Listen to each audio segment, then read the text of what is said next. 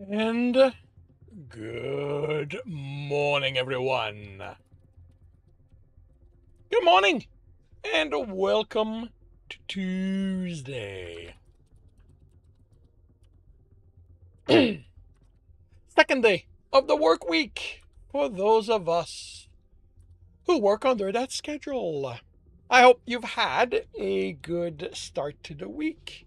I hope you are energized for the rest of it.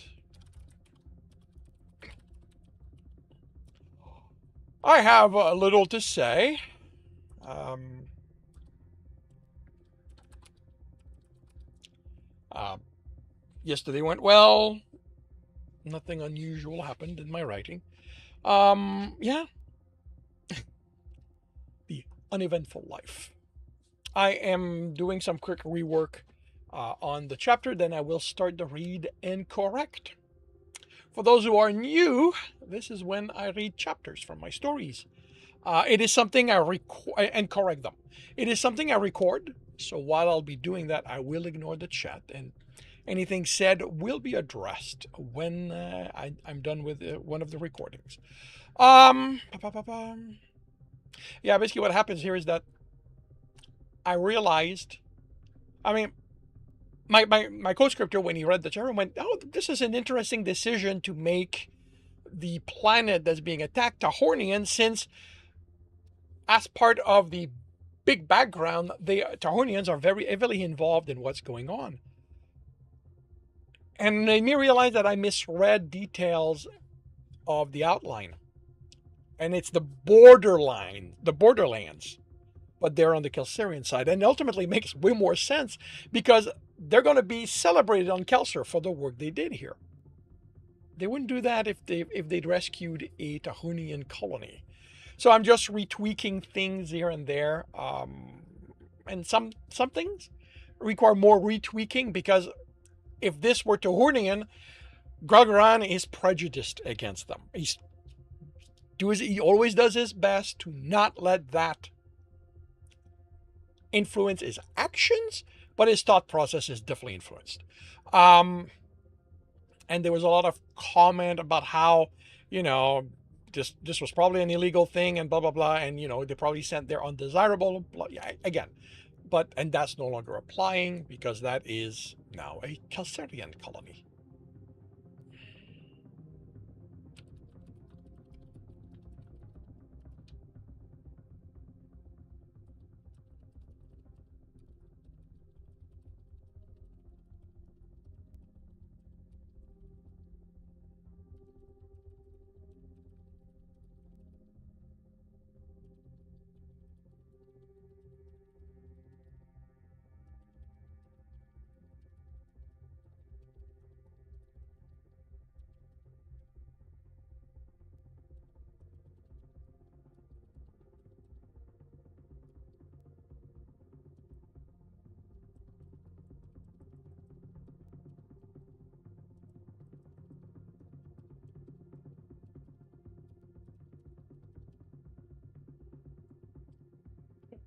All right. Um,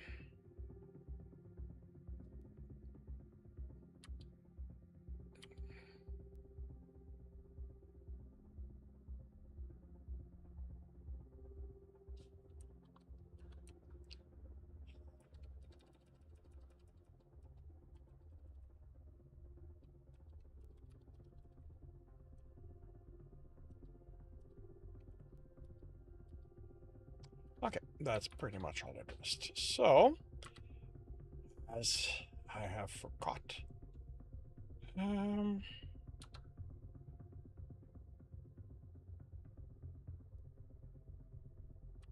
can I want to try something. I want to do something that's bugging me a little bit. Are you going to crash or are you going to work? No, you're going to crash. I've never quite worked out this glitch in Explorer. Anytime I try to work in the sidebar, in this, it crashes it. So I have to work here. And the best thing to do is to do it here.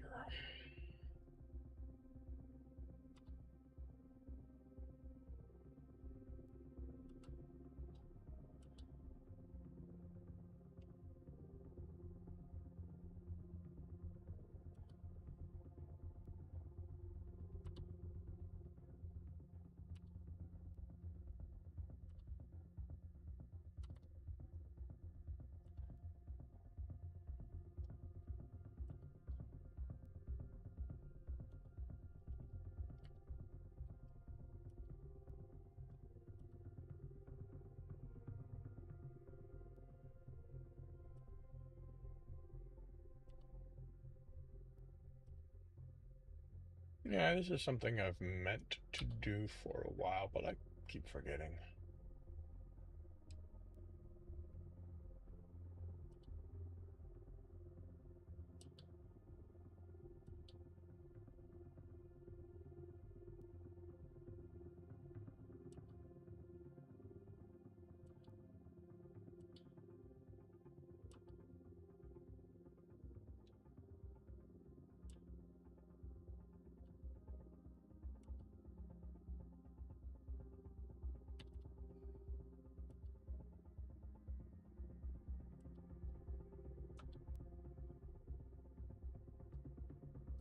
I won't do all of them, but there's a few that I like to be able to recognize real quick. And I'm hoping they're going to carry over here. Music. Should have something.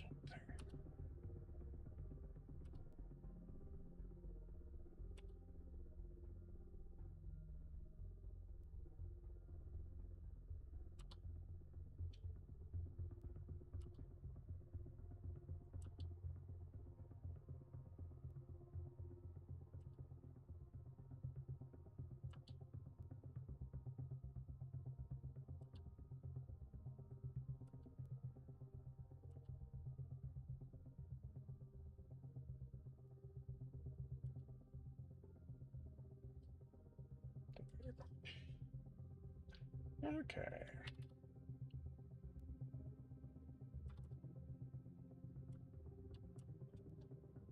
I should have done all of that earlier, but.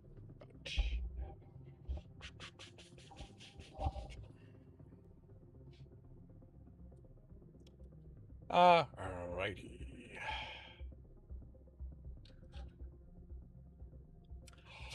Alrighty, so I will start the read and corrects by confirming microphone is on, turning off desktop audio. I will confirm I'm on the correct screen. I have the correct image up. Now I do. This is why I have my checklist.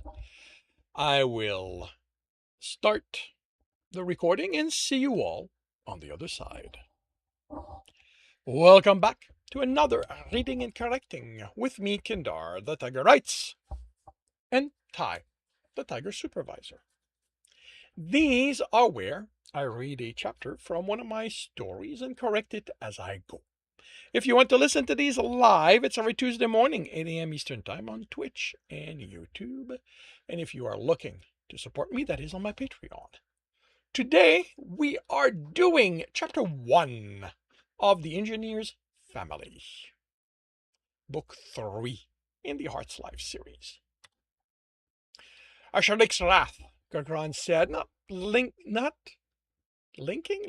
liking what the scan showed them. Are you seeing this? What am I, blind? The other captain's voice came over the comm. Now, a female said, your ship's old enough. Maybe its scanners aren't working anymore. When's the last time you had them upgraded? When's the last time you were at the Kelser shipyard? Captain Litir Tamar Ilaren Tefir snapped his reply. I don't need his reply. Snapped. Unlike you alphas, I don't avoid home like it was contaminated. I was there last year, scans fully upgraded. Brand new fleet of fighters as well. What about you, Mahar? You still have to rely on throwing people? Okay, are you an alpha? Actually, yes, you are. Um,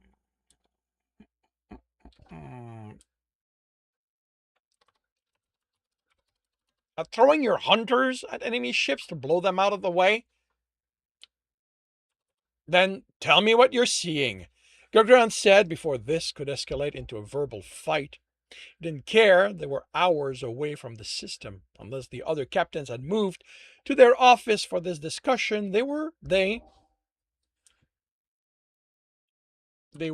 like him, talking and listening over the bridge's comm, meaning every hunter, and in this case one pilot, were listening. There was a limit to how relaxed alphas and captains should be when addressing each other in public. I am seeing the largest ship I've ever seen, surrounded by four other large enough to make me wonder why it's only the six of us here. Where's the military? Where else? A male with a raw voice said, Bygone Kelser, eating out their eating out their superiors so they'll be too busy to be sent to the line. And we don't need them. Six alphas in charge of four alphas, a female said, and two captains. Two captains. If you insist on counting everyone as the same, it's six captains, unless my mate went and took over my ship while I wasn't looking. A female said something Gagran didn't make out. No. She just confirmed she's seen enough of what it's like running a ship and wants nothing to do with that. Six captains, four alphas running ships. Yoli, I love you like the sister you are, the rough voice said. The rough voice mailed said. But there are still six alphas and precision is important, especially in times of conflict. Brother from my Kreserik. I thought they had taught you that when you ran off to get into fights instead of staying to look after family interest. Can we please, Gagron implored, not descend into family arguments? Yevgeny Iraq is counting on us. We were the only six ships in range when the people studying the situation worked out the projected path of the assault, and we still aren't in time to keep it from happening. Now, we need to get there, disable them, or get them to flee before they do the same thing as on the previous planets. Previous colonies. And leave with all their prisoners. Do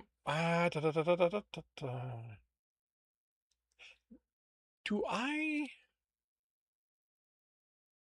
don't recall.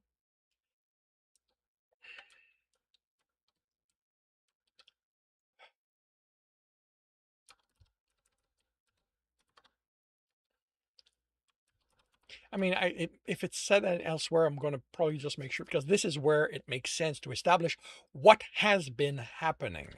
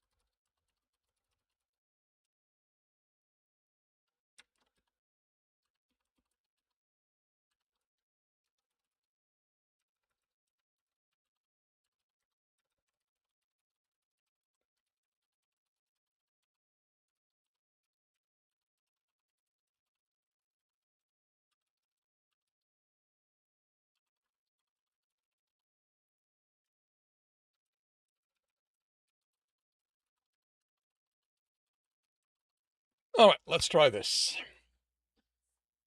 With all their prisoners.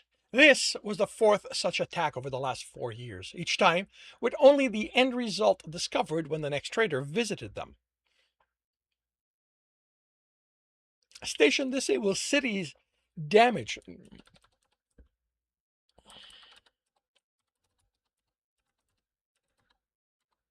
The few cities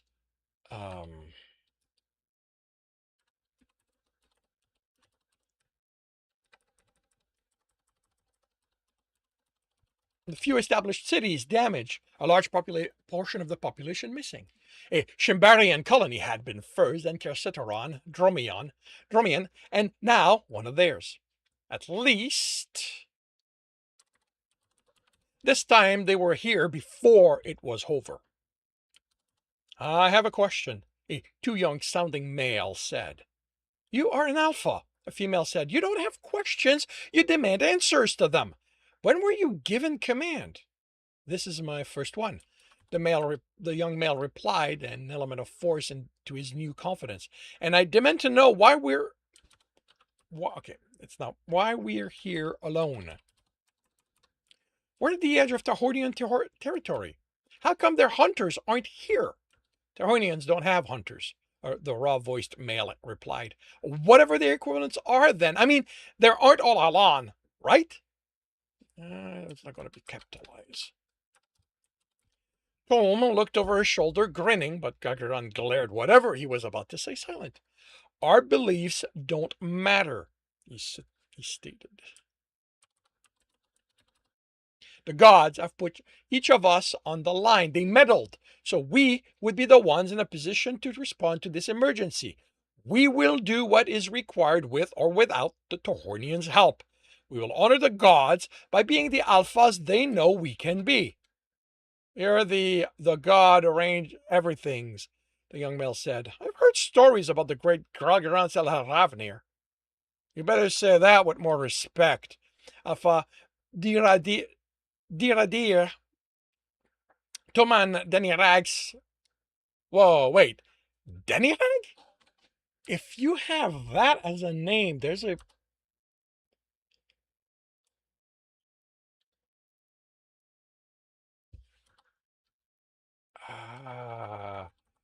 Solf. Isn't that another?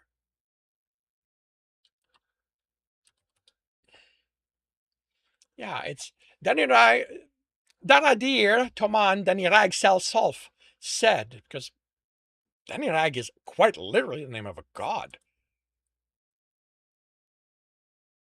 So he needs the marker.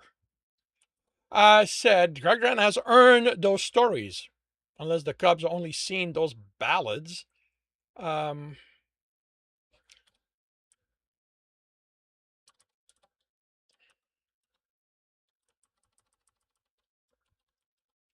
Actually, no. It's those that will be. Unless the Cubs only seen those ballads.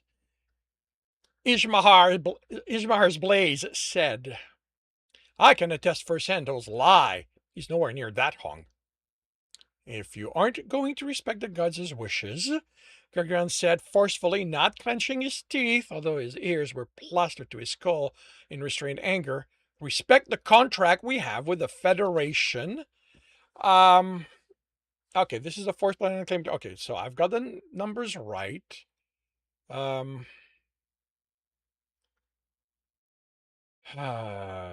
This doesn't quite work if it's one of their planet.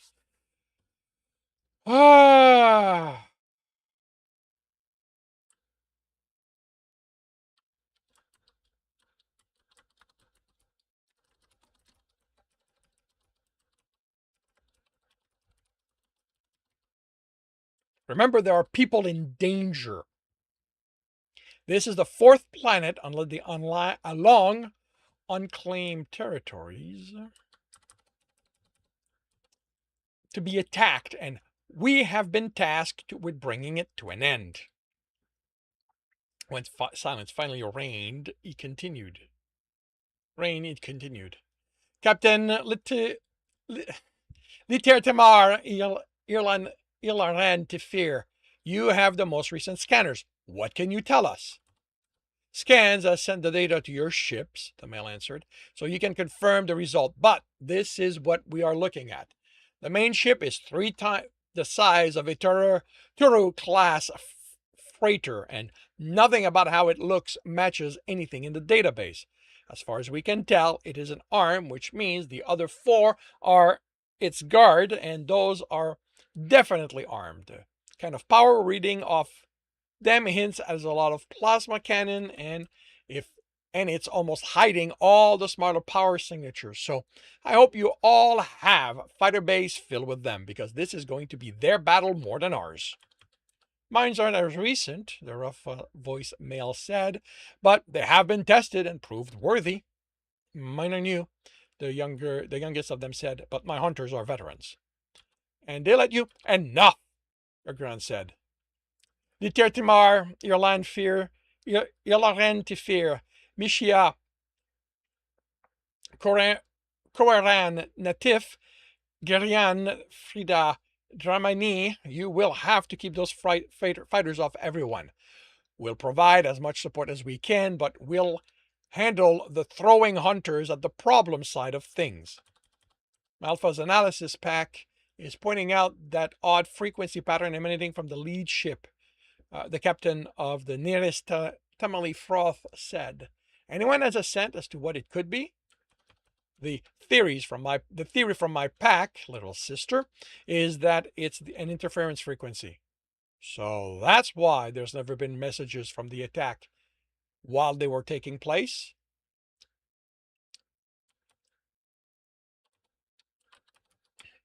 Dear Timan Danirag Sel Sulfur asked. Most likely, is that why it's that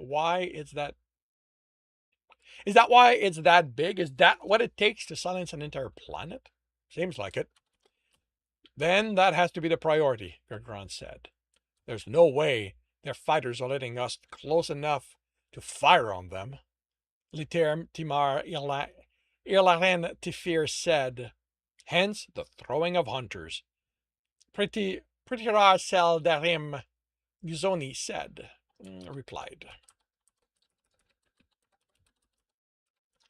I have 2 special ops pack I can set on this, Gargran said. It left him 1 for what would have to be the planet-side effort. I can only spare 1. Diradir Tamar... Diradir? Dira. Dir Taman. Toman Daniel. Oh, Daniel Raff. Wait, what? Daniel? No. Wow. How did I? Daniel Axel Sulfair said, but I have an easy dozen pack I can send with them. This will have to be surgery more than detonation, Gergen said, so special ops has to be the focus. Other packs will support instead of being the brunt of the attack. What kind of special ops do you have that you'd assign them to something described as surgery? The rough-voiced male asked. Well-trained ones. They concluded that part with 10 special ops pack, each with 2 packs as support. And he had scans sent to send the information to the 2 lead beta he assigned to this. They'd have to coordinate with the others and work out how they divide the search to disable the ship, or at least create something to force them to flee. This had to be about protecting the most civilians as possible. Regarding the planet-side assault force, Gergran said, I have 20 packs to send. What information do we have on the planet to guide where the best place to send them will be?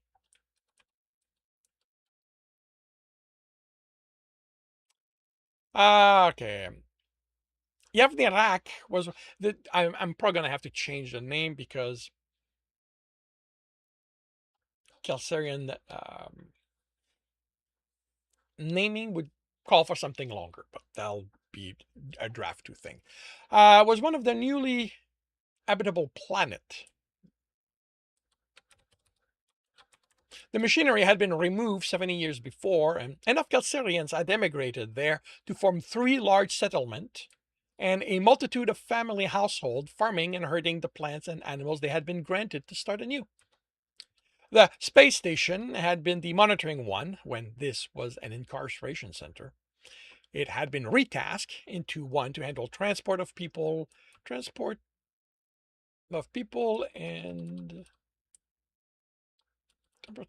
and trade. I don't need that. But the database didn't show it as being active. Merchant, and almost certainly Alans, would come,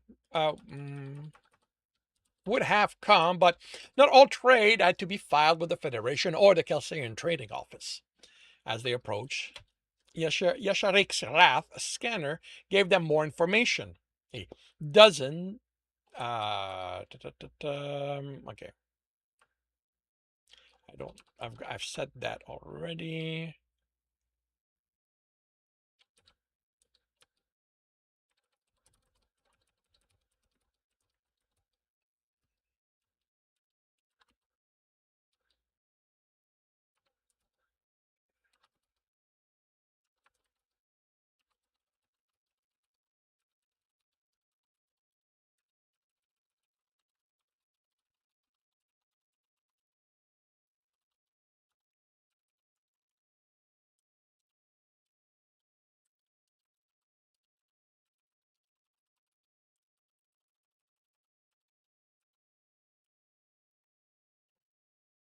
As they approach, Asherik's Wrath scanner gave them more information on the 3 cities and 4 smaller ones that weren't in the databases, and the too many smaller households to count. Most of the fighting was taking place in those in the largest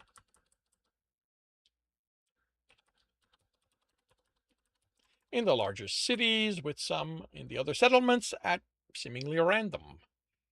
Until the interdictor ship is neutralized, Ishmahar's Blaze Ka Alpha said, the Pax won't have a way to communicate.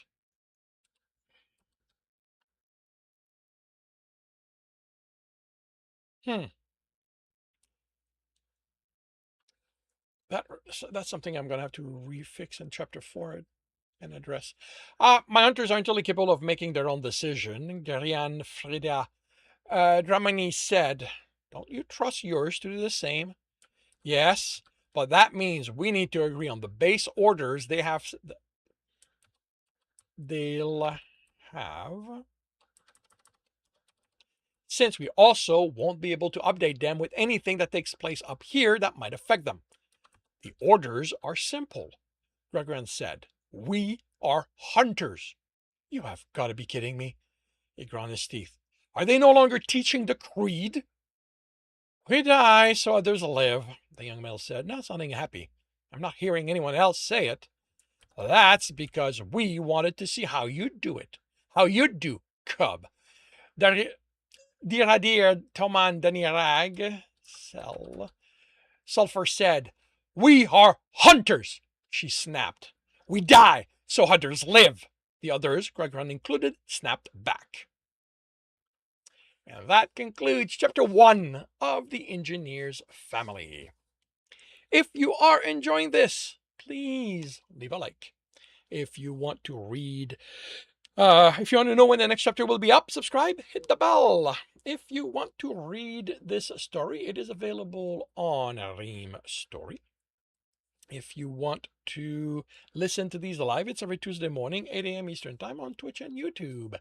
Links are in the notes, and with that, I shall wish you a good day.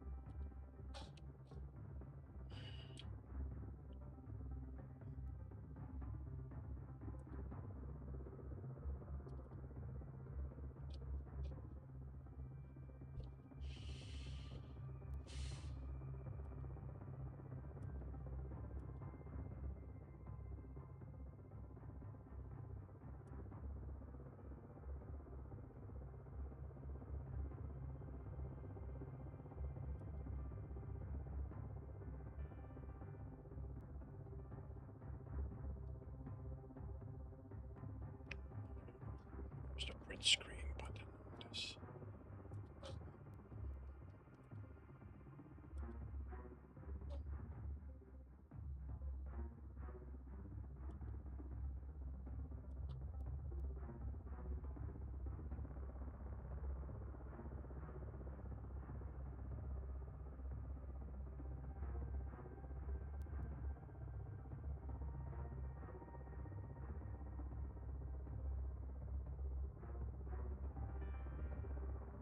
Hmm.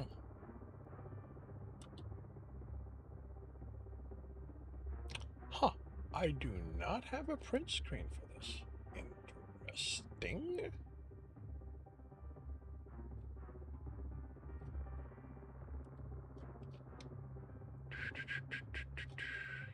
Here.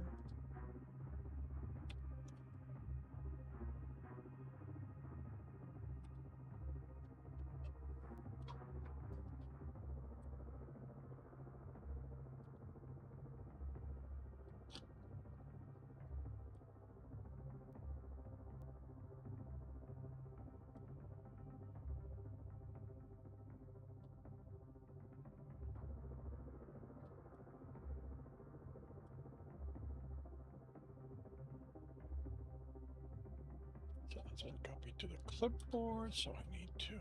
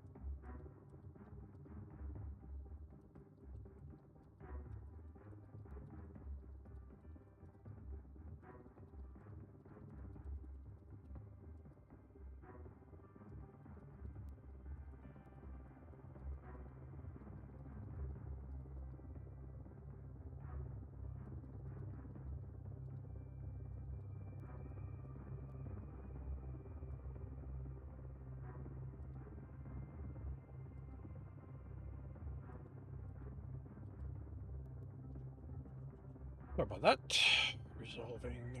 Trying to resolve an issue.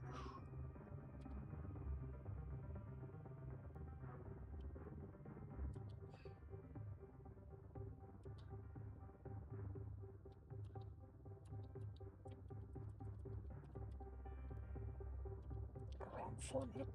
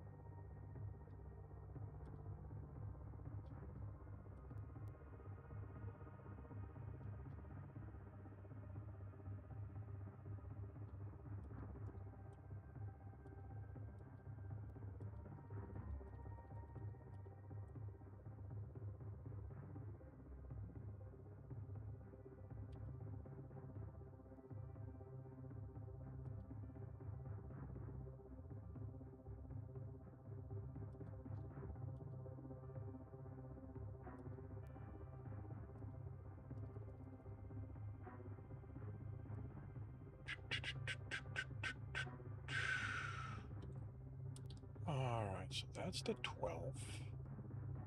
So it's going to be 23rd.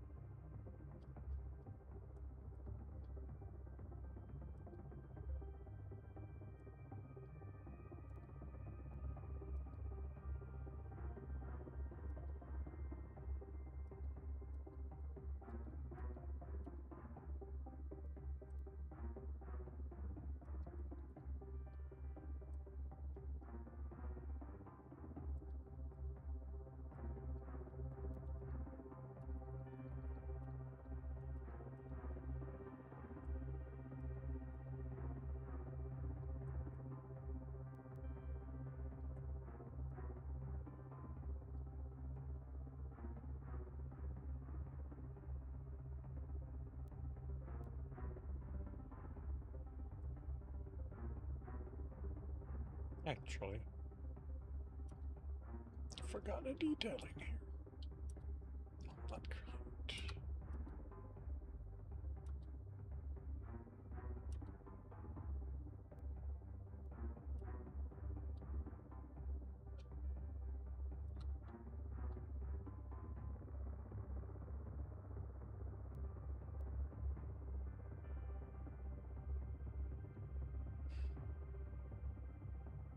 I should also write an introduction.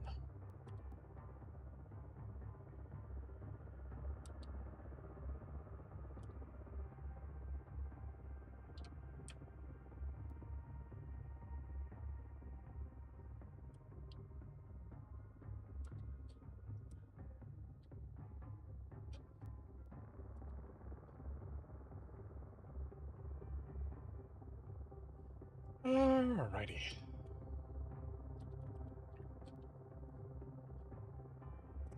And I will start another chapter by confirming microphone is on, turning off desktop audio. Confirming I'm on the correct screen. It should be like that instead.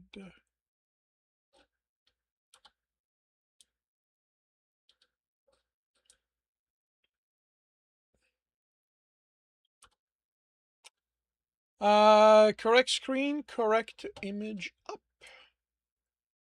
I am starting the recording and I'll see you all on the other side. Welcome back to another reading and correcting with me, Kindar, the Tiger Writes, and Ty, the Tiger Supervisor. These are where I read a chapter from one of my stories and correct it as I go. If you want to listen to these live, it's every Tuesday morning, 8 a.m. Eastern Time on Twitch and YouTube. And if you are looking to support me, that is on my Patreon.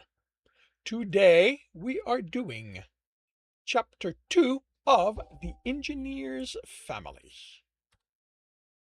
The plan, Jeremy said, standing before the 54 hunters in the shuttle, is to disable the ship.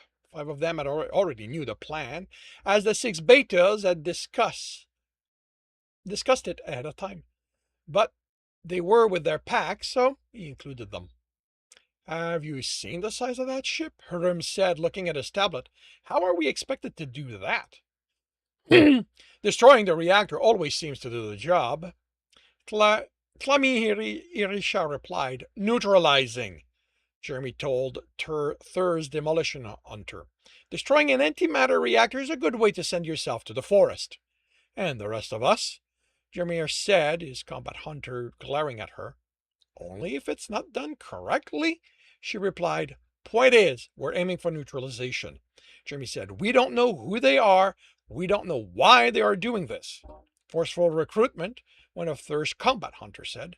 Can't be the only reason, the other replied. Brothers, who, except for the scars they'd gained in battles, were identical. First twins Jeremy had come across. Cubs born at the same time were rare, Thur had explained, even rarer for them to be identicals. Favored by the gods, he'd added, although the brothers were the first to laugh at that.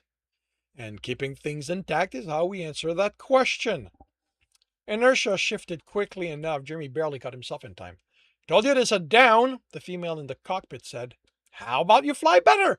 Jim replied, oh, you special ops know how to pilot now? You won't need little old me anymore. However shall I survive? Jeremy glared in that direction. That's right, she said, sounding surprised.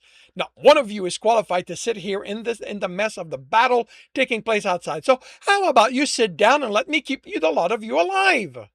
It's never wise to argue with the person holding my life in her hands, plural. Thirst said, Jeremy shrugged. Figures she can use the stress relief that is screaming at me. She laughed. How is it looking? He asked her. Oh, this is just me flying to my chrysalis on a quiet afternoon. Nothing worth talking about. The fighters escorting us are keeping most of those attackers busy.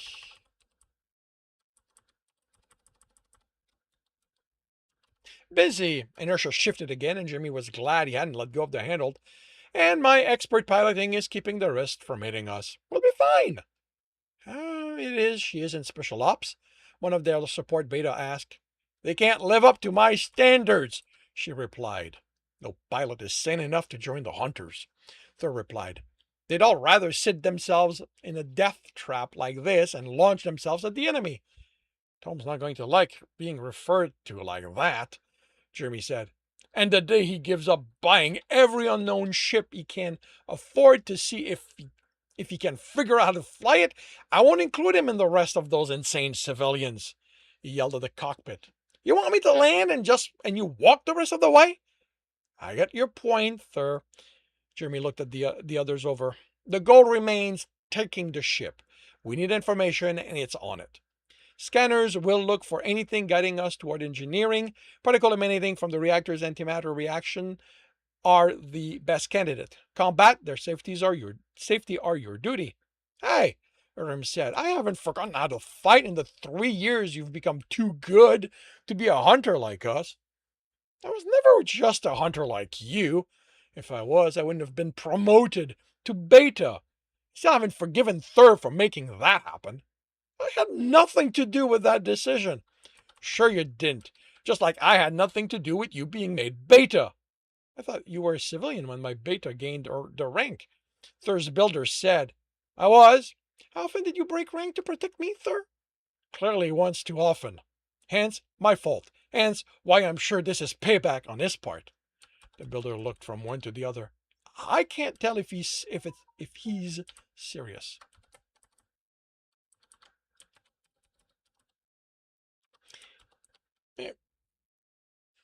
He isn't. He isn't.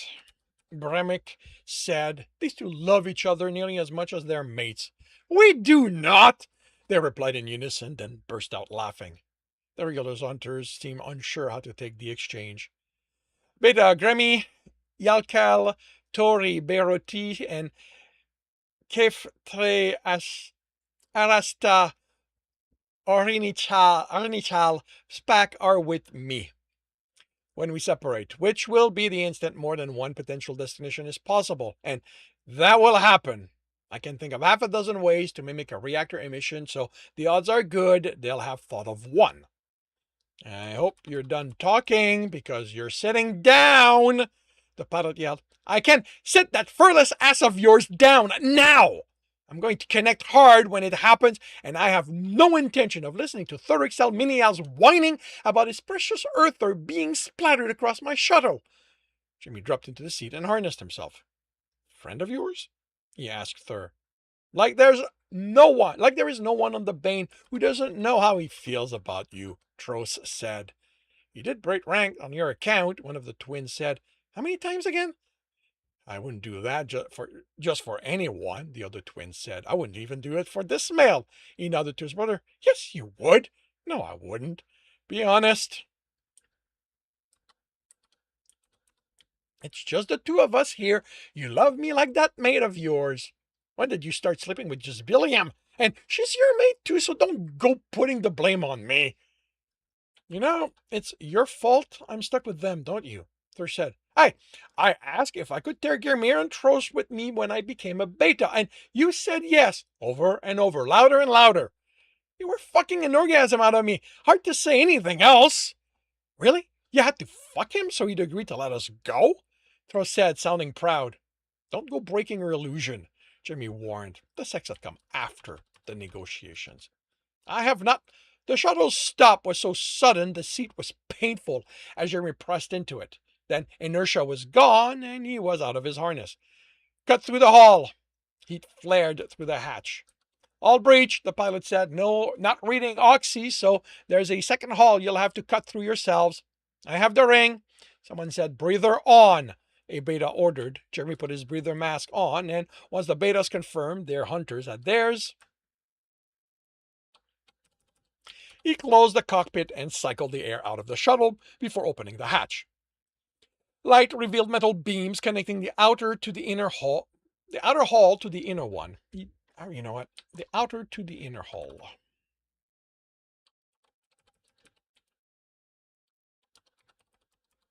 You'd have to read up on that after the hunt. Gravity is misaligned to us, his scanner said. Can't get through the inner hall to tell if it's been realigned, if it's aligned with the deck. Breachers. Your packs first, mine then third, the rest afterward.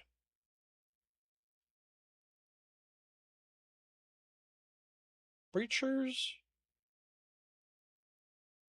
Who is Breachers?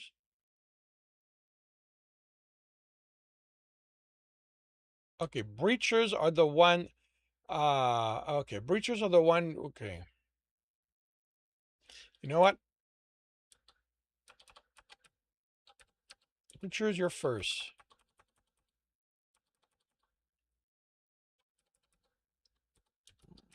My pack. Then Thurs, the rest afterward. Breachers, Thur scanner Scan Hunter said, expect blowout when the breach happens. That goes for the rest of us. Thur said, that piece of hull will be coming at us. We'll be moving at high velocity.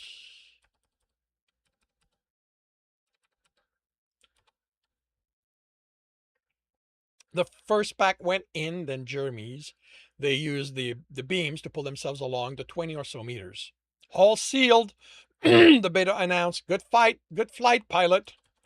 Don't the lot of you get yourself into the forest all at once, she replied. Don't worry, Jeremy said. As soon as we're done here, you can come pick us up. How about you find your own way back? You gave me enough of a headache getting here. I can't imagine how much of a pain in my ass you're going to be without a hunt briefing to give.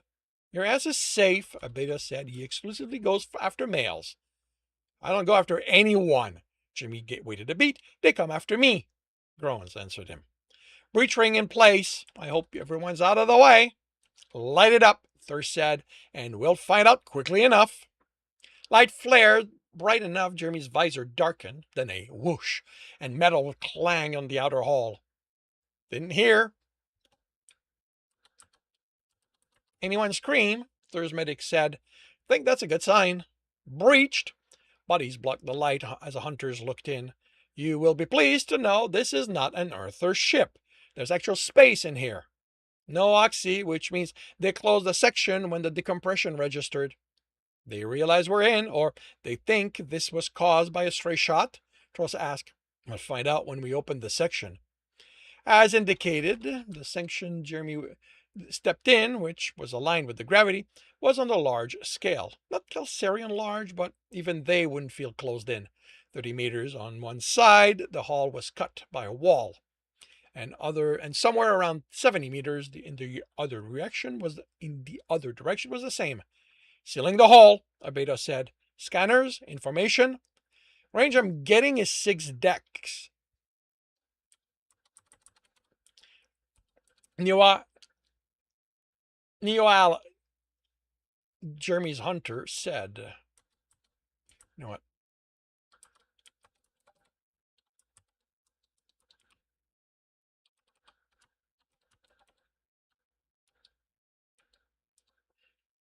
Neoal, Jeremy's scan hunter, said. Plenty of motion, syncing the layout to the beta tablets. Nothing in that range registers as reactor or engineering. Too close to the hull, Jeremy said. I'm getting something, Urim said, then tapped the tablet attached to his arm. Seems too weak to be from a reactor, but they're the particle you had us on the lookout for. Weak compared to what? Thur asked. To what I was told to expect. Intensity of or numbers of particle? Jeremy asked. Numbers, Urim answered. Could be on standby, he said. Could be a decoy. Intensity is constant with distance. How much will vary? How much? Standby. Intensity is constant with distance. Use varies. Use vary. So their numbers varies with use. Still the only indication we have at this point, Abeda said. That direction, Urim said, pointing to his left. Explosives? Thur said, open that corridor. And that concludes chapter 2 of the Engineer's Family. If you are enjoying this, please leave a like. If you want to know when the next chapter will be up, subscribe and hit the bell. If you want to read this story, it is on Ream Story. And if you are looking to listen to these live, it's every Tuesday morning, 8 a.m. Eastern Time on Twitch and YouTube. Links are in the notes, and with that, I shall wish you a good day.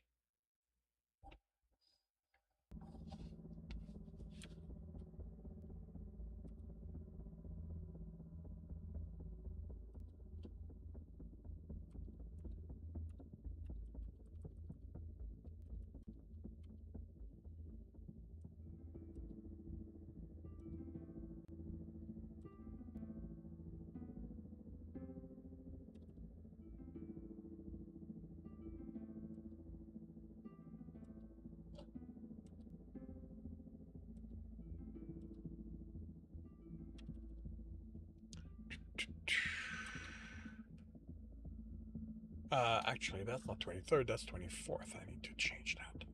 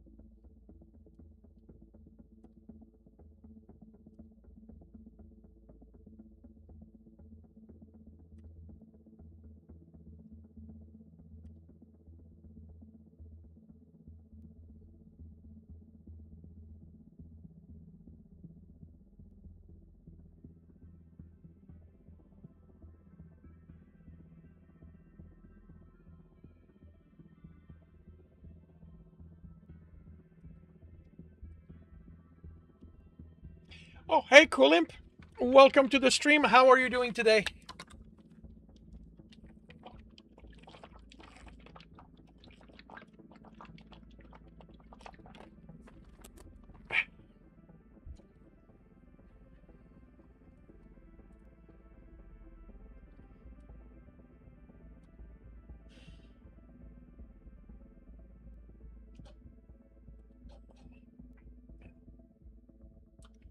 Done. That's done.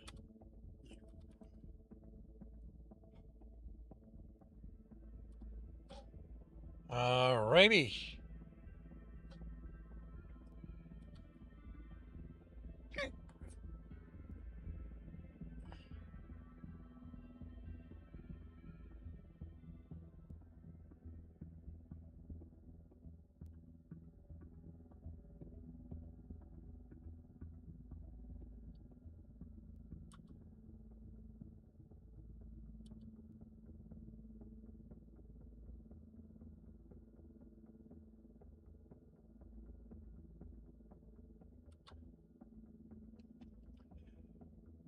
Alrighty, starting another chapter by confirming the microphone is on, turning off desktop audio, confirming confirming I'm on the correct screen, I have the correct image up.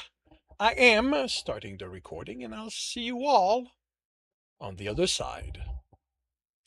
Welcome back to another reading and correcting with me, Kindar, the Tiger Writes, and Ty, the Tiger Supervisor. These are where I read a chapter from one of my stories and correct it as I go. If you want to listen to these live, it's every Tuesday morning, 8 a.m. Eastern Time on Twitch and YouTube. And if you are looking to support me, that is on my Patreon. Today we are doing chapter 3 of The Engineer's Family. What's the status of the ground forces? Gurgran asked, watching the fighters flying between their ships and the enemy. Not having fighters to provide, the bulk of the ground force came from the Bane. Yeah, it's probably a good reminder. With their fighters,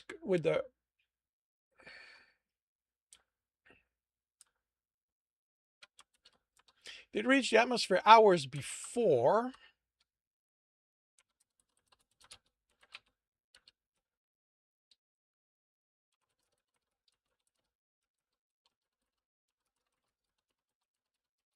With fighters for escort, and the last report had the hunters within the planet's largest city. Cities. No, city heading for the central communication hub. Losses are minimal. The Beta answered the packs have breached the enemy's defenses and are proceeding to the hub. Um,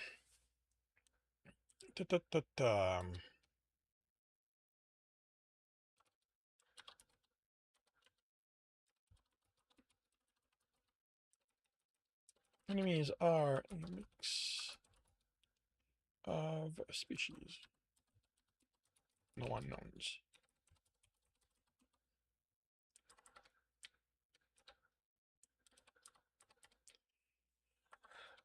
So the enemies are a mix of species, no unknowns. Reports from the other packs continue to support bulk of the enemy forces are directed at the largest city with one almost entirely devoid of inhabitants. This confirms they're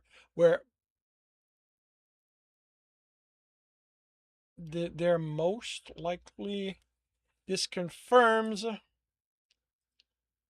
don't like the wording. Civilians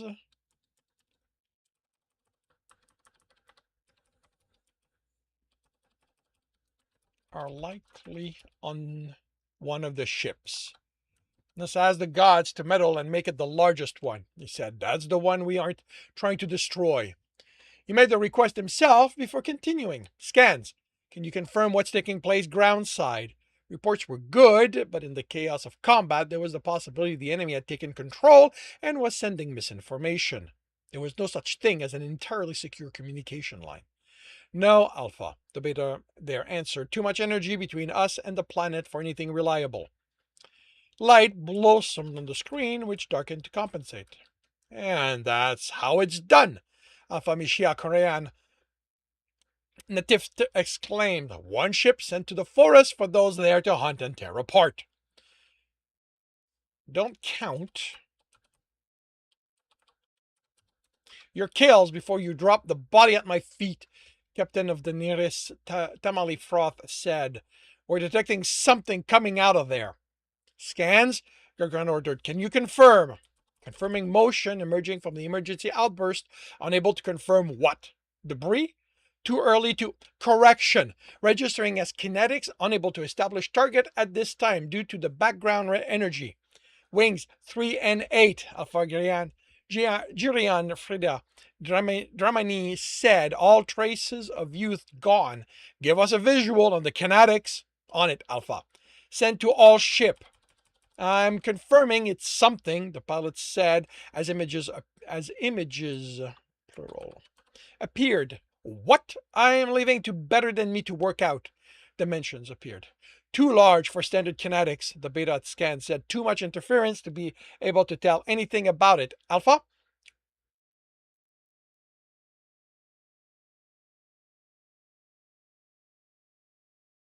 Why Alpha? Pilot, their Alpha said. Oh, I see. Okay, I'm not going to do that. It's going to create too much confusion. Pilot, their Alpha said. What are your scanners telling you? That it's there. The surface reads as polycrystalline metal. The scan beta. I'm going to leave it for a second draft. Said, but that's it. Definitely under initial motion. No sign of energy. Cursing. I'm detecting energy, the scan beta said. Lots of it. They have power. The pilot said, propulsion. They're blue shifting toward the ships. Fighters. Alpha Grand Fredia Dramini said, add the new propulsion as valid targets. Weapons. Include them in the destruction range. Weapons. Gurgan said, coordinate with scans. Tag any and all motion toward the bane and destroyed when confident of hit. Pilot, make us more difficult to hit. Yes, Captain. Tom Tap Control. Scans. I need to know what those kinetics do in response. Understood, pilot. Syncing with your screen. There you are. He tapped. That's it. That's it. Yes. Now, how about you play my game? Pilot, focus on not getting us hit, he warned. That's part of it. But they're such obedient kinetics. I'm sure I can do more with them. Tom, I can multitask, Captain. An explosion on the screen kept Gargaron from replying. What had that been? None of their fighters were this close to the Bane, and there had been no weapons fire in that area. The only thing there were enemy fighters. Did you get one of those kinetics to hit an enemy fighter? Their weapons Beta asked, dismayed. I said they were obedient, Tom replied, and because they don't register as enemy weapons, those fighters don't know to be wary of them. Didn't know, Gargran said as the fighters scattered. I guess they're fast learner. More of those kinetics have been launched from the other two ships, the scan beta said. Calculation trajectory on screen. Lines appeared from those ships, splitting between the 6 Kelsarian ones. Weapons? Tom said, tell me you can thin that, because this is the kind of thing I'd have to sleep with Xenilaron to have a chance of keeping off us. We're going to be overwhelmed, Alpha. The weapons beta replied, we can't shoot all of them. We can't shoot all of them with having to deal with the fighter's attack as well. Personnel, any non-essential to evacuate the hall section. I repeat, all non-essential personnel are to evacuate the hall section of the ship. Sorry, weapons, but you are essentials. No worry, Alphas, you couldn't order my hunters away. If that's true, you need to have a talk with them. Asharik Saf, I see explosion status. We're fine. Captain Liturtima Ilaran Tifir growled. It was decompression from one of those kinetics. Must have ignited with their propulsion.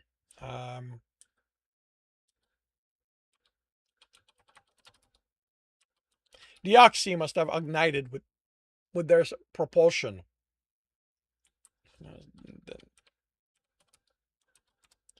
Damage to the hull is minimal, but it made it deeper than expected. Surprised it didn't explode on contact. That was the highest bet in the pool. I guess I have to make do without those Cruron. Crew? I don't believe there's an R. Where did I jot that down?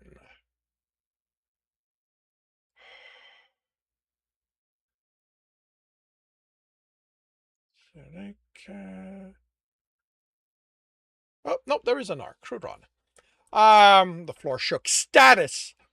One of those kinetics made it through, Scan said. Second one. The fighters are sacrificing themselves to get them to us, Weapon said. Why? Scan asked. All they're doing is making holes that we're sealing. Alpha, permission to divert some of the scan to internal. We need to know what's so important the fighters are making sure they're getting in. Pilot, how dependent are you on scans? I'd rather know what's in the ship. I can see well enough what's out there for the time being. Approved. Scans. Tell me.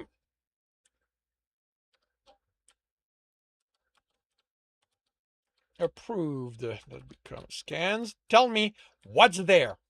Not explosives, the beta said. No energy left in the kinetics. Switching to chemical for possibility of airborne patho. Boarding! We have been boarded. The kinetics carried enemies, and they're inside the Bane. Gurkhan looked at the screen, evaluated the battle taking place out there, and made the decision. You have the bridge, he told the bridge beta. He'd be just William's bedmate before he let enemies roam on his ship. He twisted the arm, bent, and broke it. The punch from the Tahornian still working one.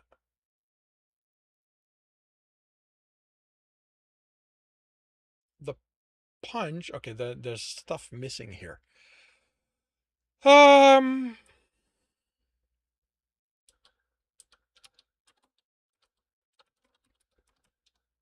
Whoops. Cause Gregoran to step back. to step back, forcing his breathing to remain steady as the female advanced as if she wasn't aware of the injury. Short of a disabling shot or strike, they simply kept on fighting. It made the group of 12 more formidable than they would be otherwise, even with them having 3 Earthers. You hadn't expected Halans. Uh,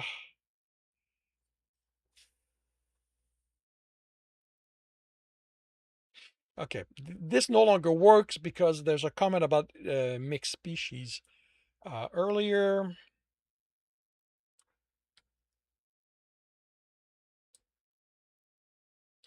To be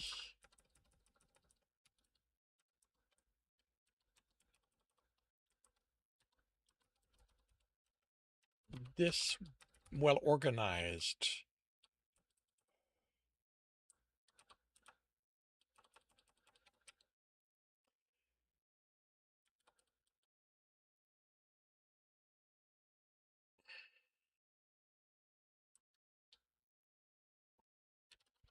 They couldn't be Alans, but they were the only ones in the last years to make species like this. The rejects from every species banding together to get in everyone's way. She came at him. Okay, that's going to be a different paragraph. She came at him and he slashed at her throat, opening it. She grabbed him, pulling him off balance. Her claws dug into his arm as she fell, but he kept standing, and the gouges lined his and she gouged lines in his fur. He grabbed the weapon. He dropped and shot the Cassiterons in the head, getting a grateful tilt of the ears from the panting female. Hunters, he announced, shifting objective. We are no longer looking to take prisoners. Subdue if possible. Terminate as required. The Earther was on him, and Gregron planted his foot to remain standing. He reached back and dug his claws into the shoulder, pulling the male over him and onto the hard floor. He was surprised at the lack of insult. The Earthers he'd fought in previous hunts had regaled in insulting anyone they faced. This whole group was surprisingly quiet. The foot, as the Earther spun, kicked the gun out of his hand, possibly part of how they'd trained in being so effective. The last time Earthers had given him this amount of trouble, it had been their military. He took a step back to avoid the other kick, then waited. As the Earther moved to get to his feet, he pounced, landing on them and slamming their head onto the floor. Then, standing, the man no longer moved. The male no longer moved, and that was enough for the moment. And therefore staggered, throat and chest clawed open, and the hunter before him panted heavily, eyes wide with some desperation. You won, he said. All the enemies were down.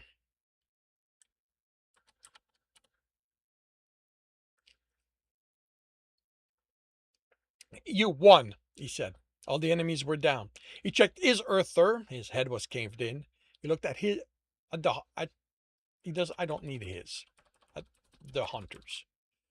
One of them was dead. 3 injured. You fought well. You 3 medical. The rest with me. We have more of these intruders to remove. Scans. Where is the closest group? He received the information and headed there. They walked. He and his hunters needed to catch their breath, and there was no reason to hurry. They were far from the civilians, and short of the boarders focusing on destroying the hall from the inside, there were no vital system in the area. If those couldn't be Halan.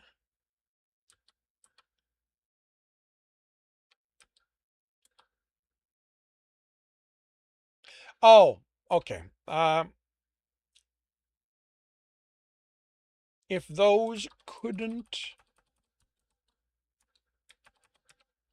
be Halans, were lucky, other hunters would have dealt with them by the time Gargaron arrived, because he didn't plan on being kind. And that concludes Chapter 3 of the Engineer's Family. If you are enjoying this, please leave a like. If you want to know when the next chapter will be up, subscribe and hit the bell. If you want to read this story, it is available on Ream Story. And if you are looking to support me, To listen to these live, it's every Tuesday morning, 8 a.m. Eastern Time on Twitch and YouTube. Links are in the notes, and with that, I shall wish you a good day.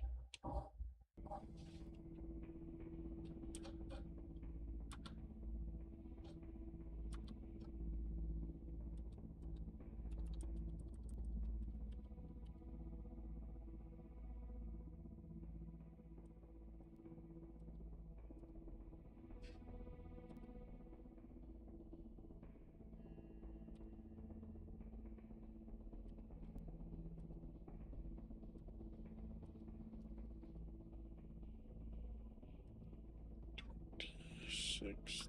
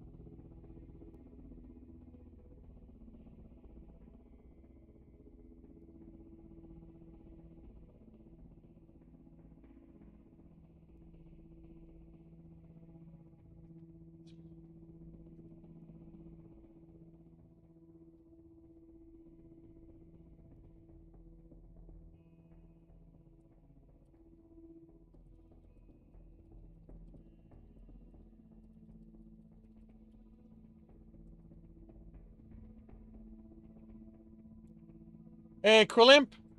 I am having a good morning, thank you. How about you? How is your day going?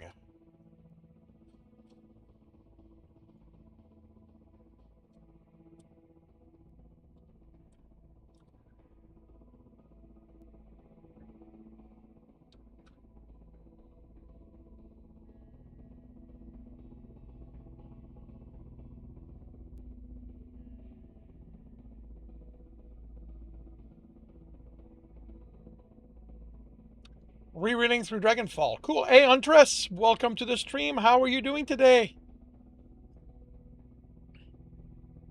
I am doing well. Thank you very much.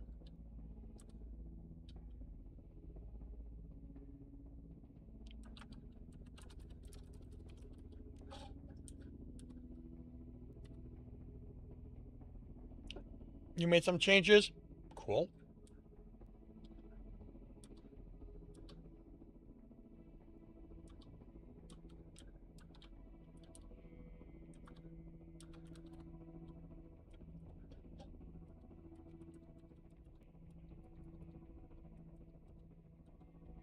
I think that's a couple of more changes. Yeah, those are always there to be fixed.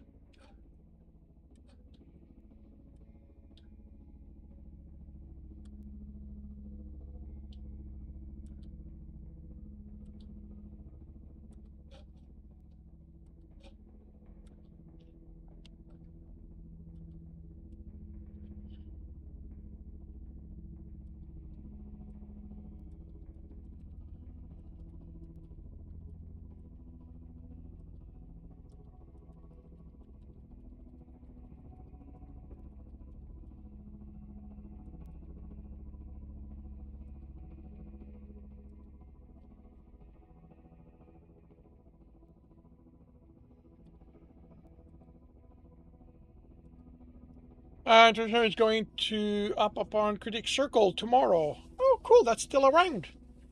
You want to see how well the site treats you. If it does well, you're going to slow post each chapter. Very cool.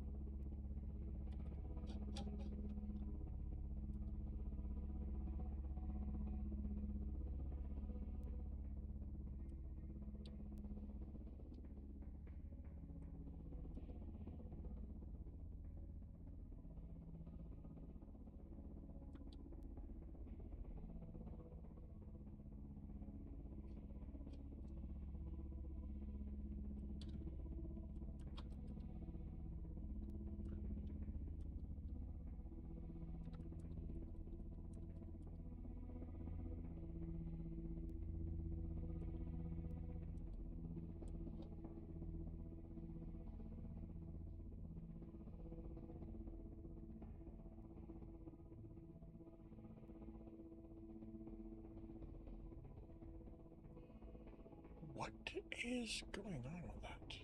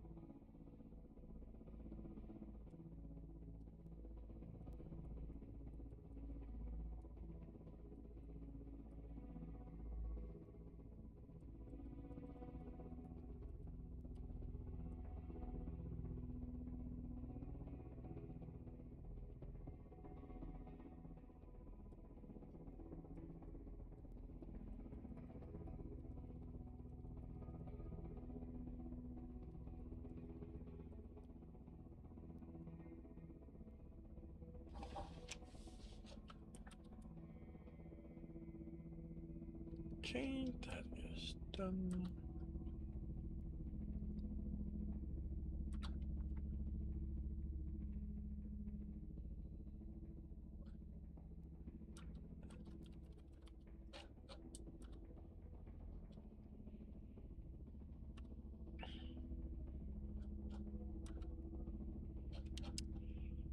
That's done, that's done. That can go up here. I can move on to Harker.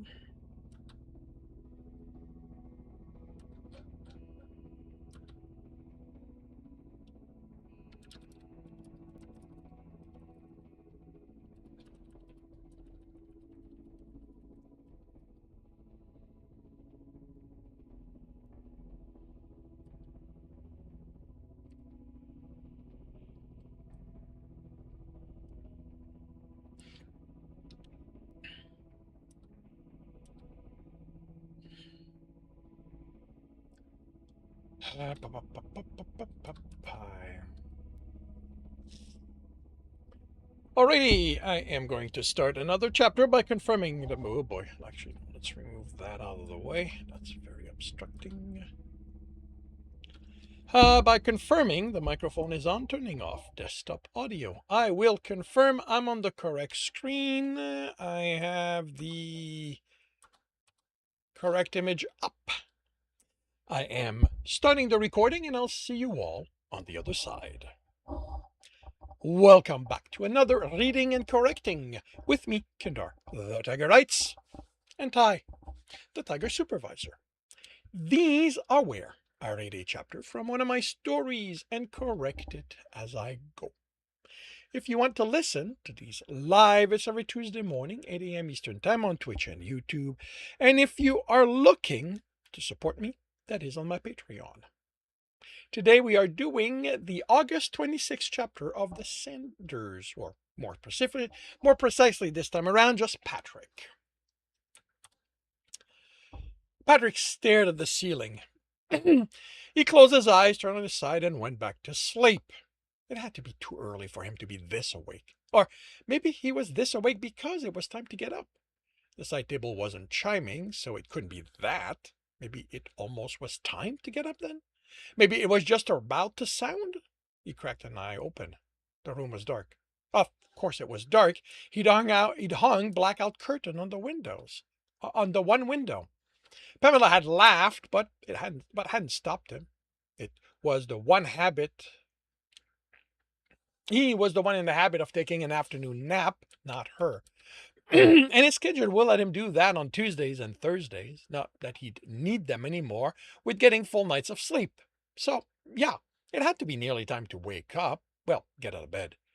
He tapped the surface of the table and the time came up. No way. Absolutely no way was it 3:12 in the morning. He rolled on his back and stared at the ceiling. How was he awake already? He stifled a groan to keep from waking Pamela, who slept soundly. She had to, after the evening she'd had with Jeff. He was glad the rooms were soundproofed, but she'd had that contented smile she always got after hours of sex. She'd fallen onto bed and been out. Maybe she had the right idea. Not that he'd have sex with a stranger, but there had to be guys out there he could get to know who'd be interested. Right. Getting to know a guy just to have sex with him. That wasn't sleazy at all. There were the Orrs. Aaron and Alex were clearly interested. But their brother hated his guts on account of how Pamela treated him. And he didn't blame the small guy. Maybe he should get her to apologize. Then they'd be a possibility. He groaned and turned on his other side. That was what he was stuck resorting to? Getting his sister to do the right thing so he'd get laid? He sat and tapped the bedside table. 3:18. He wasn't sleeping yet again. He got out of bed. Well, this time he wasn't spending the next 2 hours lying there, losing the fight to fall asleep. He put on the athletic gear he'd bought for his gym class and the running shoes, and left a message for Pamela letting her know he was out for a run if she woke before he was back. Not likely, but he wasn't having her worry on his account. He considered the earpiece. He normally put it on the moment he stepped out of bed. Reflex, not wanting Richard to complain about him about being ignored. But his friend was sleeping. Had to be. Even back in the Barrows, Patrick would Would be back from his patrol well before now, in sleeping. He left it on the bedside table, pulling his phone out of the interface slot instead. The air was chilly, but that would be taken care of but with the run. He purposely headed outside the campus. He'd already visited the grounds, and this run was a perfect opportunity to get to know the neighborhoods around the school. Finley was a nice city. The area around Harker was, at least. Apartment buildings gave way to nice houses the uniformity of without the uniformity of mass fabrication. Maybe the area had been populated before the school was built. Richard could tell him, so it was a good thing he didn't have the earpiece. His friend had something set up to wake him if Patrick spoke. If he really needed his friend, he'd have to call. His sister wasn't in the room when he returned, but the only thing missing were her towels and toiletries. She was showering, hopefully alone. He grabbed his stuff and used the second bathroom to making it quick as to not inconvenience the others um in this the others who shared it. You know, the woman he nearly collided with on exiting, barely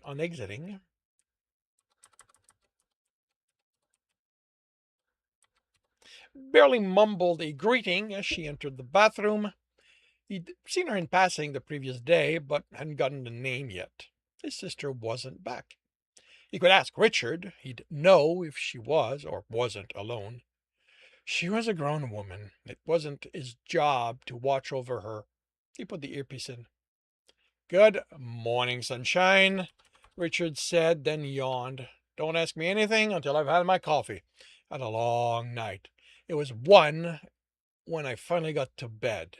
Patrick brought up the time. Isn't it just 2:30 for you?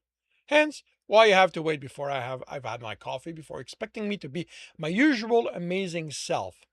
Go back to bed, Richard. Can't. You need me watching out for you. I'm at school. I don't need watching over. Uh-huh.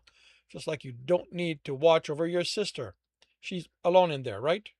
Until you stop asking those kind of questions, you can expect me to be right here to answer them. The answer is, I don't know. Still can't get into the school server. I would love to meet the programmer who wrote that firewall. No, never mind. I'd feel compelled to kick their ass. Patrick chuckled. Mousy was the best descriptive for his friend. Kicking ass was not something he could engage in. How about her phone? Your sister's a smart one. That's still in her bedside table. I was really hoping that would be my way in, but no. But nope. That's on an independent server, and if she's with a guy, he was smart enough to leave his phone in his room. She probably told him to. Very likely, as she is a smart one, on top of being gorgeous. All right, I get your point. Doubt it. Just go back to sleep. I'll be fine. There are no classes today. You forget what you agreed to. Patrick frowned. What? Huh, you actually forgot. Well, that changes things. Maybe I can go back to sleep after all.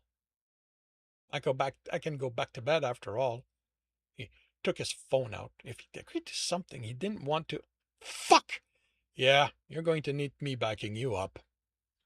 At least he was dressed, so he didn't need to lose time with that. He didn't know what Coach Kelly would think of him wearing athletic clothing, but he had been on a run. Another message to Pamela, and he was off.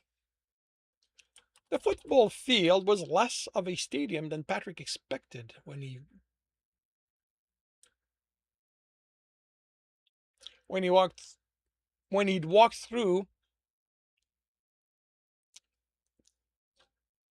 it on his first day of wandering around the campus. There were bleachers.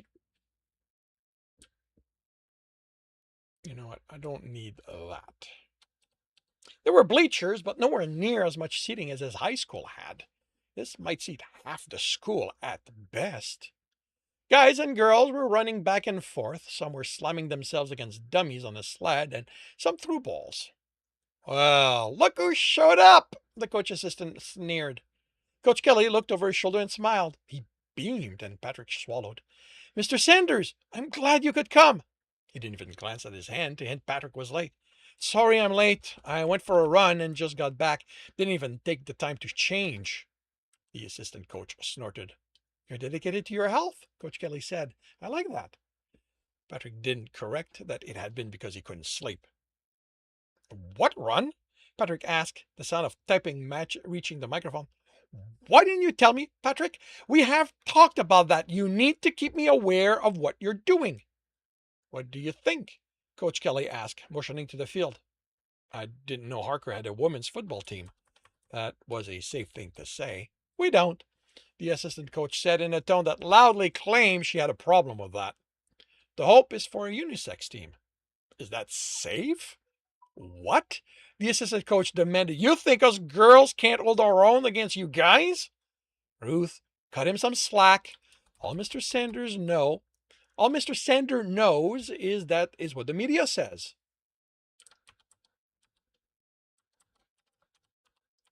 Doesn't he have a sister? She doesn't do sport, and you can call me Patrick. The smile Coach Kelly gave him was irradiant. I'm honored, but it's a misconception that women are automatically weaker than men. Statistic, Patrick started, repeating Richard, are never the whole story. Always remember that, Patrick. Math isn't truth. And football is. He couldn't help the snarkiness and regretted it immediately. Nice, Richard said with pride. Coach Kelly was just trying to keep him from to help him understand the situation, and he was laughing heartily. Oh no, sports are no longer true than anything else. Everything is subjective. That's what makes the world interesting. Sure it does, the assistant coach grumbled. I'm with her, Richard said. You can join us, Patrick. Don't. He was standing next to Coach Kelly, doing his best to focus on what was happening there. Then Coach Kelly placed an arm around Patrick's shoulder. That field, it's like life. There are things you know about it. There are things you think you know about it. And then there is the unknown, all mixed together. And that's badly cut. All mixed together. And it's our job to move through that with the ball, avoiding obstacles until you score the point. I guess? Could he have been less eloquent? What was Coach Kelly going to think of that kind of answer? He should have added something to what the man said. Now he came across as an idiot. Re-engage the brain, Patrick. Do not let him befuddle you into thinking he's a nice guy. This is school sports, the bane of everything, remember? Right. He'd come, he'd watch, now he could. You want to give it a try? Patrick stared, trying to understand what that smile, that amusement. I don't know any of that, he swallowed. I don't. It's okay. It's just a game. Hardly any of them know how to play it properly. I guess? No, Patrick, absolutely not. Tell him to get that arm off of you and leave before. Patrick took the earpiece off, out. Under the pretense of scratching his ear. I guess I can try. That's my boy. His knees nearly buckled. Coach Kelly placed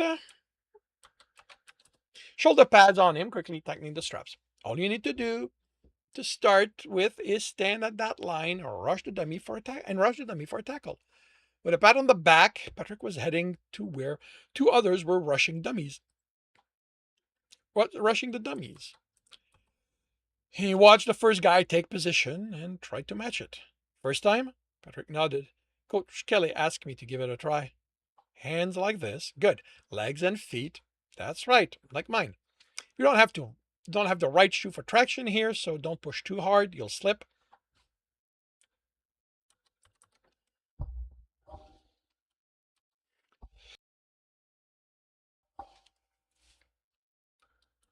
Don't push too hard. You'll slip. Then it's just running as hard as you can and slamming into the dummy. Don't worry about how hard. They never complain. He nodded. Shouldn't we have helmets? Only if you plan on hitting them with your head. I don't recommend it. The padding's not that soft and your head isn't that hard. Patrick chuckled, relaxing. According to my sister, it's made of concrete. He could do this. Run a bit and just a light impact. Maybe there was a way to hit it wrong? Should he fake hurting himself? Richard would know, but he wasn't putting the earpiece in.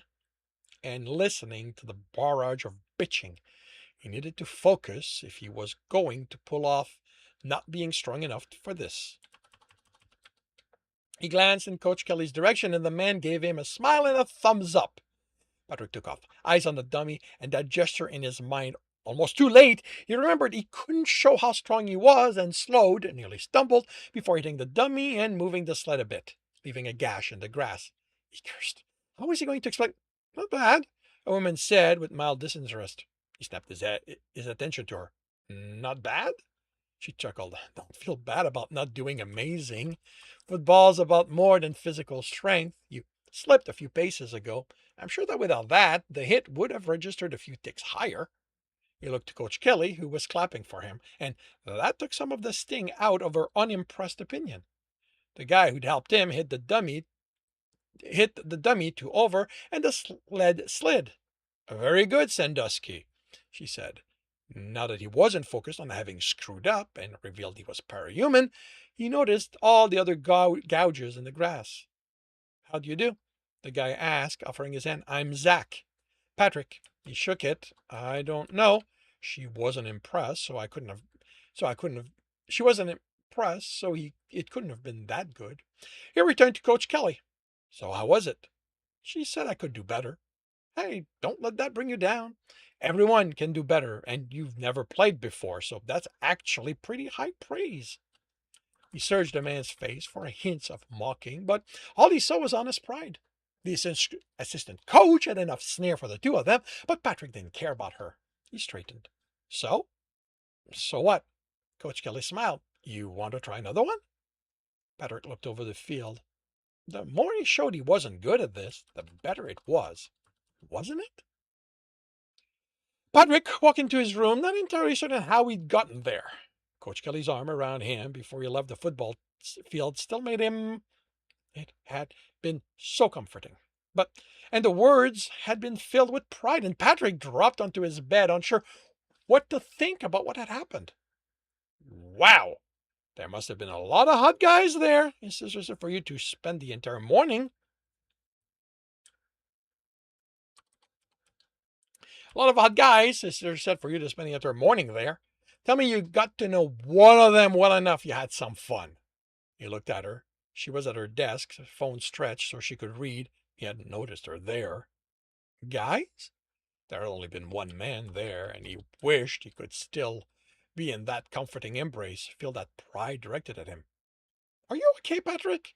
She asked, frowning. I joined the football team.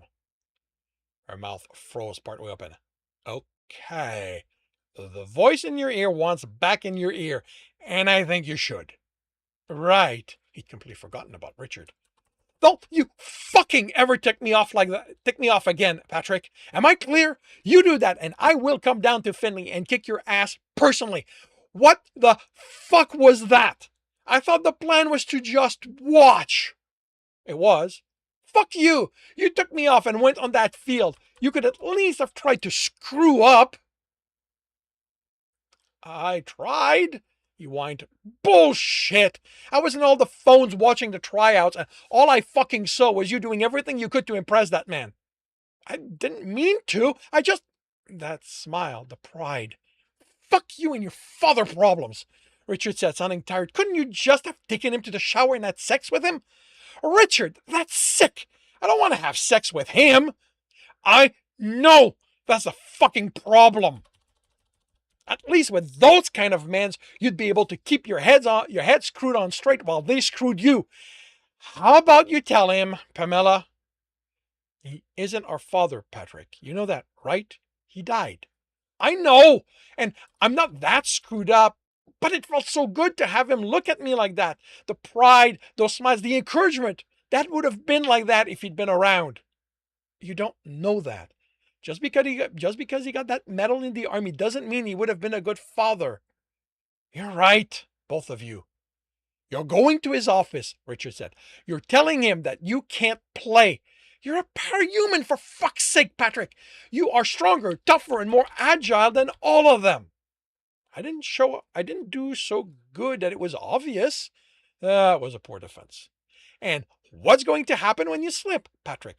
A parahuman snaking his way onto a sport team, the way people feel about us right now, that could get you kicked out. It could get Pamela kicked out. The scholarship was for both of you. Okay, Patrick said, you're right. This is a mistake. I'll be back in a bit, Pamela. Take as long as you need. His hand shook and the knock sounded pitiful.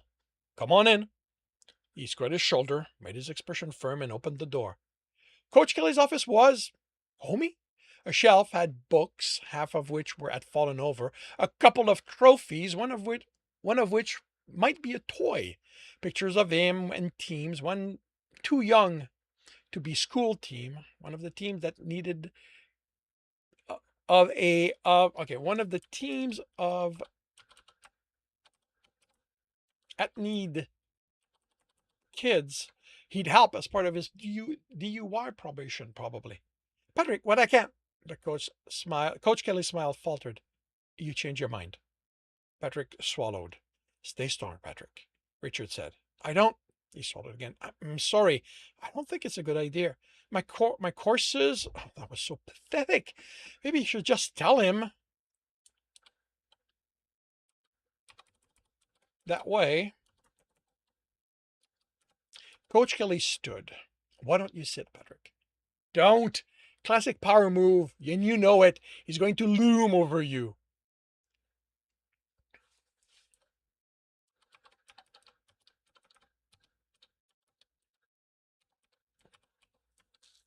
Patrick sat, and Coach Kelly took the other chair, turning to face him. I know this is scary, Patrick. You haven't wanted to play for all your school life, so this is a significant change. That's not.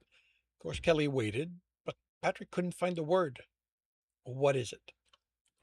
What if I end up humiliating the other player? What if I screw up? Okay.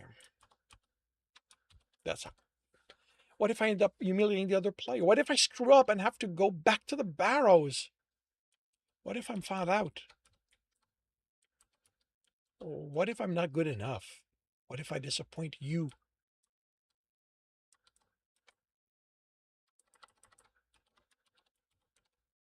Patrick, it's just a game. There's a reason I won't let any of you sacrifice your schooling for it. Even if you decide you want to do this professionally, Patrick snorted, and Coach Kelly smiled. I still need you to succeed in your classes. That isn't an empty promise, Patrick. Me and the entirety of Harker is dedicated to making sure that you graduate able to build a life, no matter what that life is. You son of a bitch! Richard snarled. If only you were some asshole, I'd destroy you for what you are saying.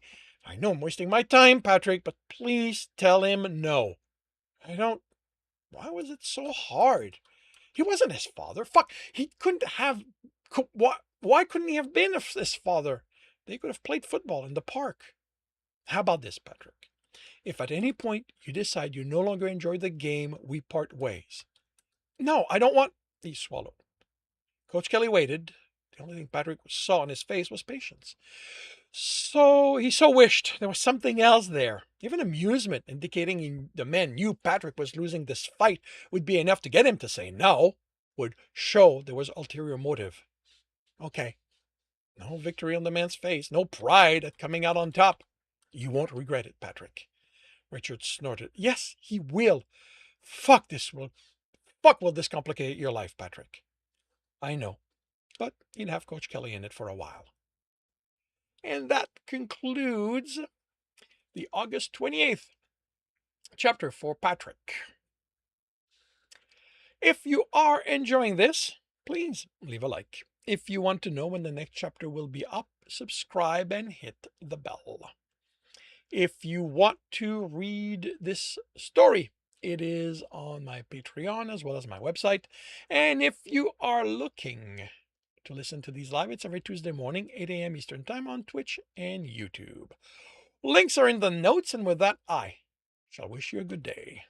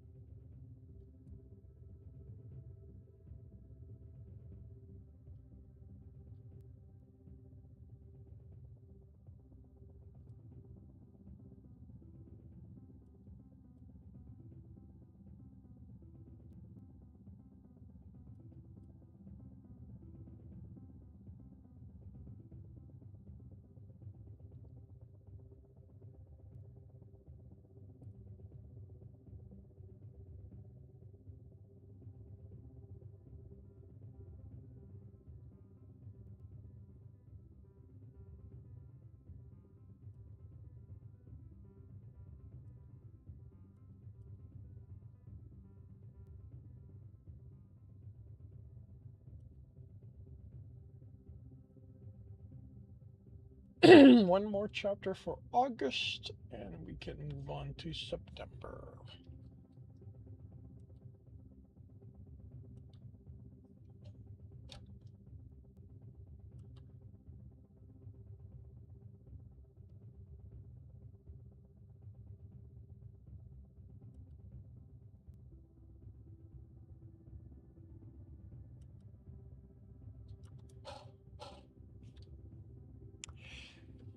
Herrick and remembered that the town of Harlan rested on a relatively tall hill, with Entertainment Road going down its side. He paused as they reached the edge of it and whistled at the view. Anita smiled at him. He could see the amusement park a long way after the road reached the bottom of the hill, but it was the studios leading up to it that took his breath.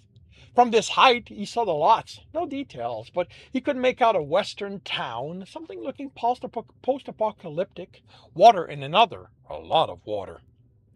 When did all that get here? He asked.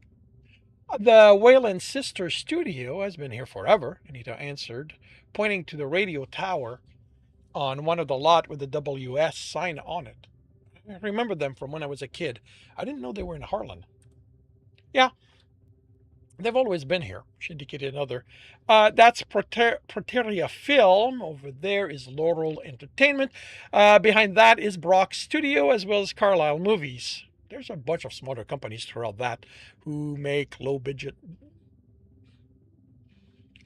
movies. The big ones are like Wayland. They've been here forever, although they probably weren't as big back then. The rest settled here in the 20s. It's surprising what 40 years of support from the city will do to an industry. So they settled here before Harlan became the entertainment center, or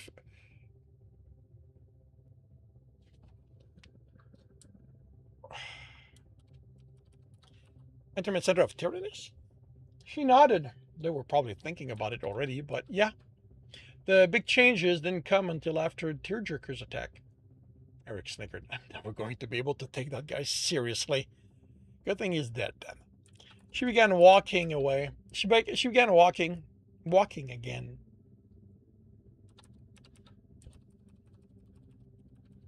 She walked again, and they passed shops selling souvenir clothing, electronic books, movies, a lot of restaurants.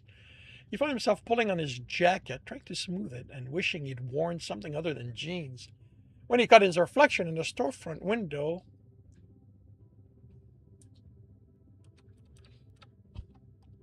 he smoothed his hair. Are you okay? Anita didn't seem perturbed by any of it. But then again, she was gorgeous. I feel out of place, more so than usual, he amended. He motioned to the people were walking along the road. He thought those he saw on the drive had been beautiful, but they'd been poor approximation of the men and women around here. They walked tall, back straight, chin high, immaculately dressed, proud. He felt like he was among royalty. Even the hobo begging for coins looked to be wearing more expensive clothing than he was. She pulled him along. Ignore them. They're all fake. She received a glare and returned beaming smile. And returned a beaming smile. Anyone who looks like that is a wannabe actor ready for the Lord to smile on them and be picked for their next blockbuster.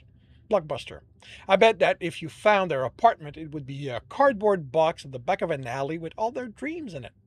Eric eyed her. That's kind of sad. It's also an exaggeration, but they have to make sacrifices to look like that. You do get no one looks that good naturally, right? Eric raised an eyebrow. What? Anita looked around nervously. Have you looked in a mirror recently? Is there something wrong with my hair? She stopped and looked at her reflection in the store's window store's window. She ran her finger through her hair.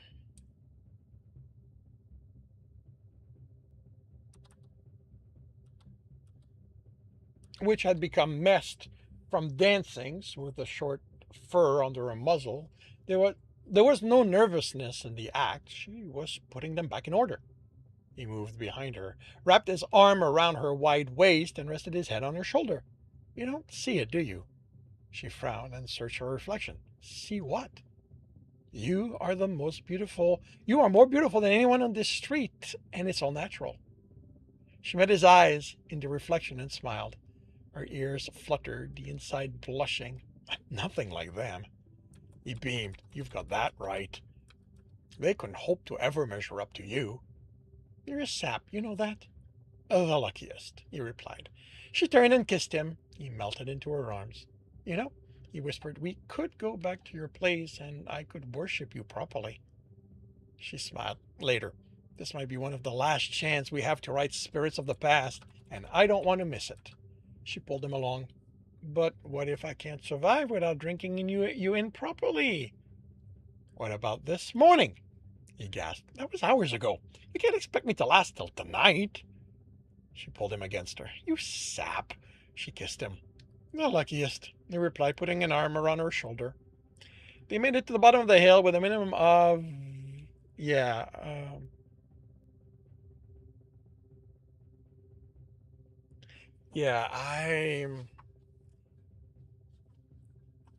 You know what?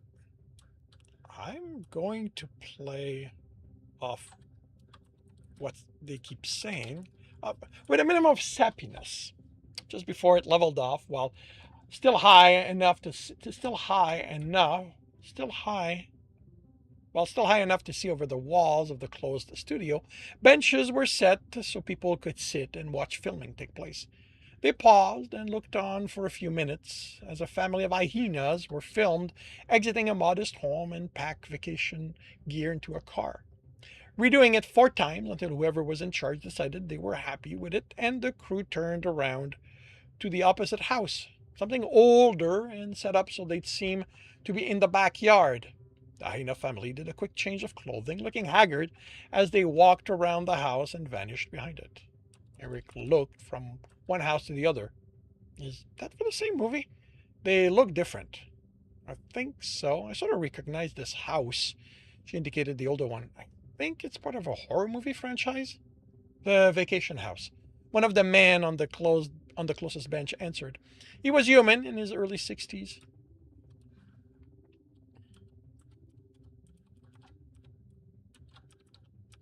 They're filming the 7th movie. I don't know why they're bothering, the one next to him said, a coyote in the same age range. The fifth and sixth were disasters. They weren't that bad. Oh, come on. What would you know? You think Dollhouse is a masterpiece. How can you not appreciate the art that went into making that movie? The acting's all stiff. Where's the art in there? Where's the art in that? Ethan grinned at Eric, and they walked off. They're dolls. That's the point. No, they're bad actors who... When they couldn't hear the two of them, Eric shook his head. They remind me of my dad. He's a movie fan? He was a sports fan. Sorry, forgot. It's okay. But yeah, he could scream at the radio anytime he didn't agree with one of the referee's decision. To hear him talk, he was the only expert on the game. Was he?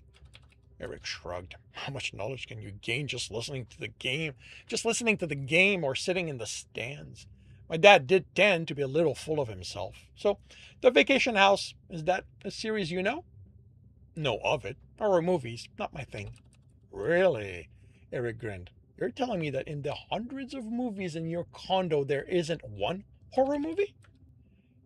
Our entertainment center was filled with them.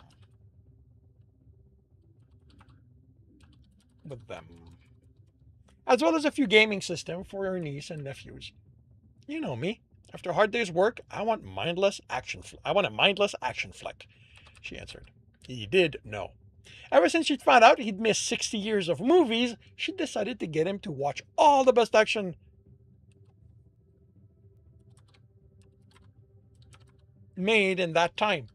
She'd sat him on the couch for a dozen of them over the last few weeks.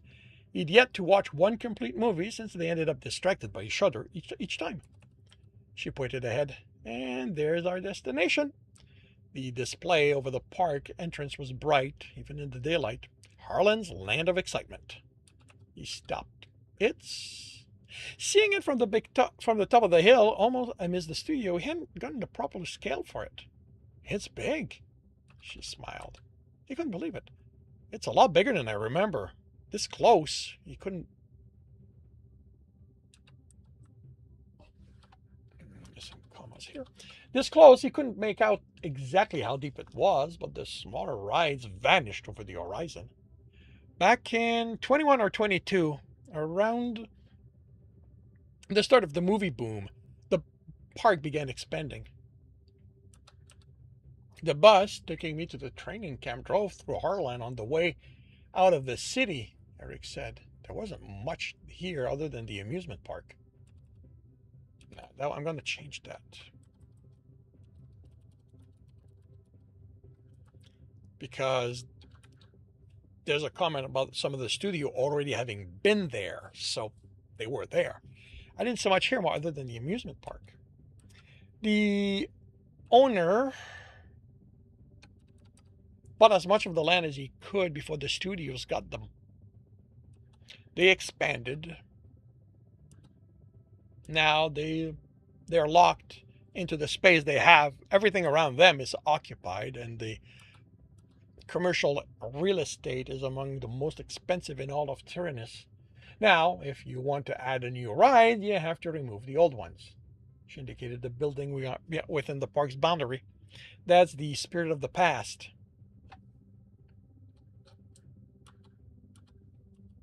It's based on the movie. Rumors on the internet is that they're going to take it down to replace it with something based on the Fast Punch franchise. That might not be true, but Spirit is one of the oldest rides in the park, so everyone agrees its days are numbered. It's always been closed. It's been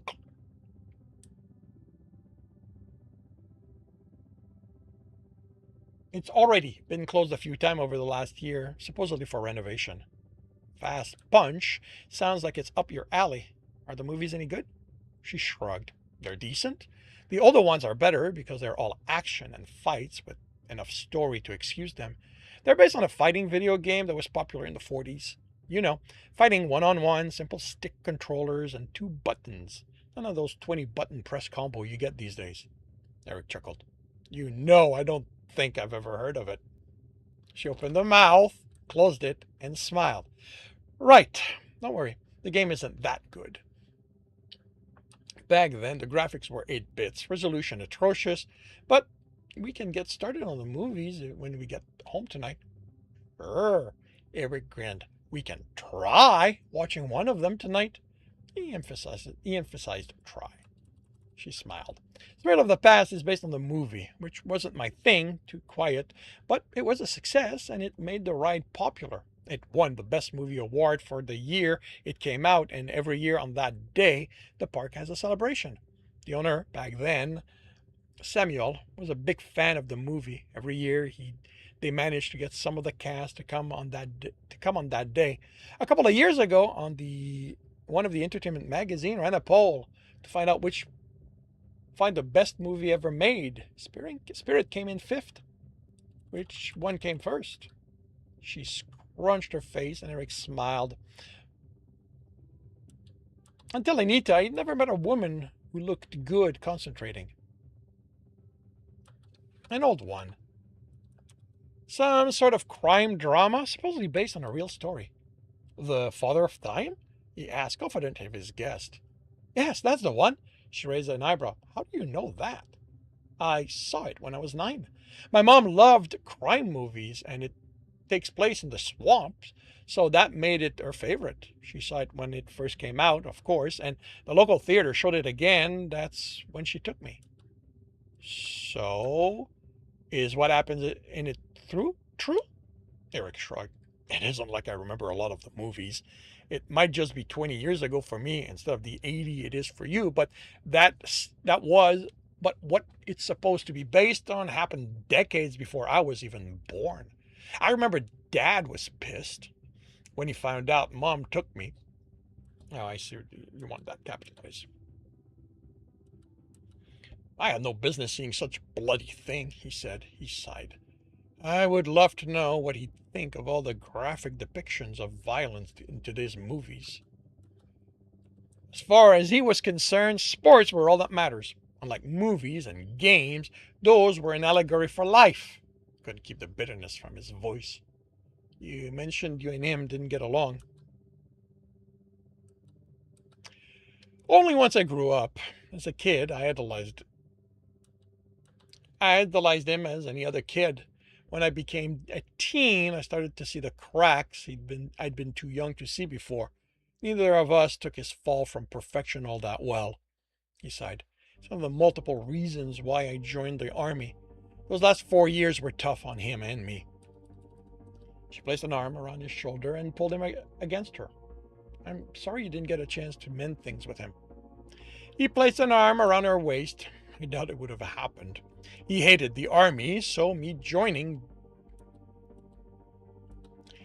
didn't endear me to him.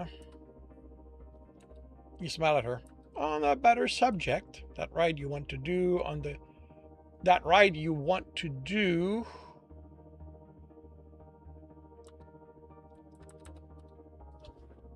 in case they take it down. It's good. It was. The first time I went on it. It's dated. I just want to go on it one last time. Reminisce, I guess. Do you know anything about the movie? Eric chuckled. After my time. Right.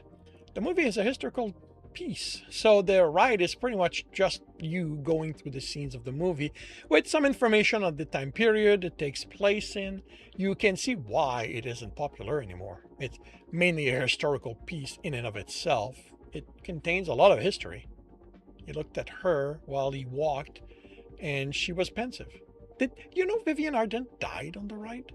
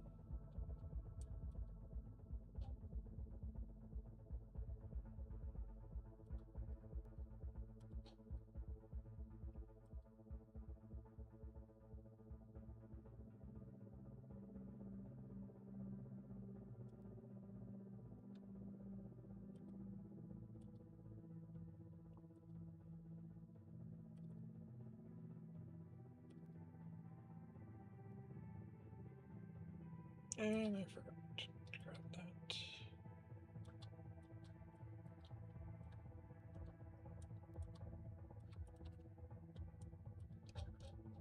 And I went too fast.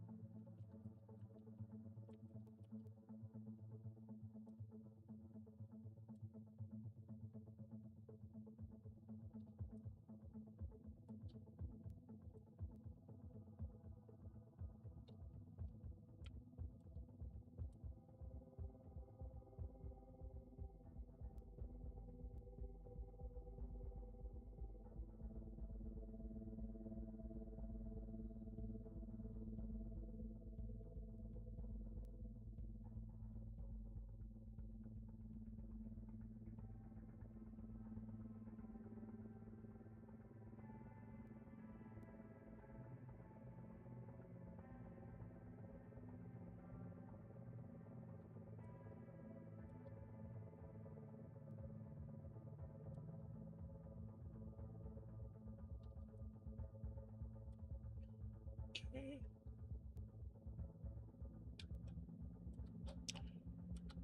That is done.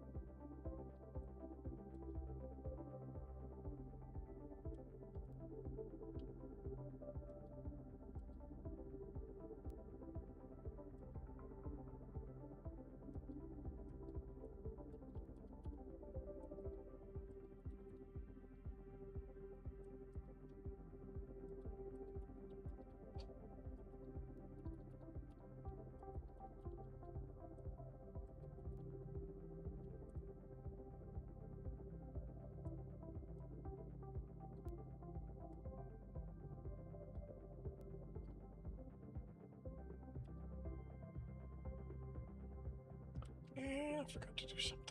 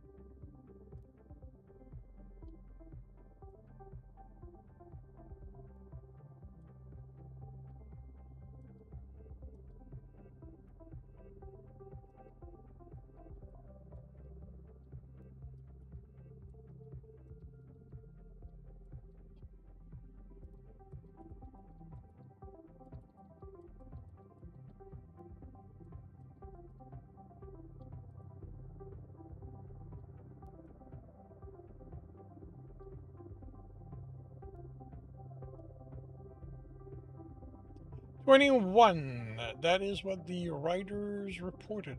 Could have been 0 for all we know. It could have been 100. No one really knows. Only the writers would be able to answer it. Cool.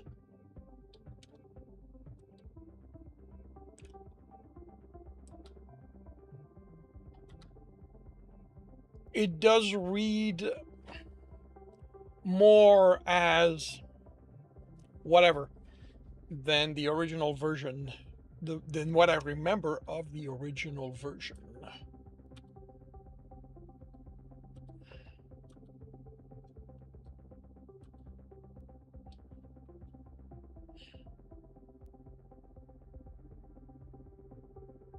And since I remember the way I remember you commenting, answering my question is there's an element of the captain really not trusting what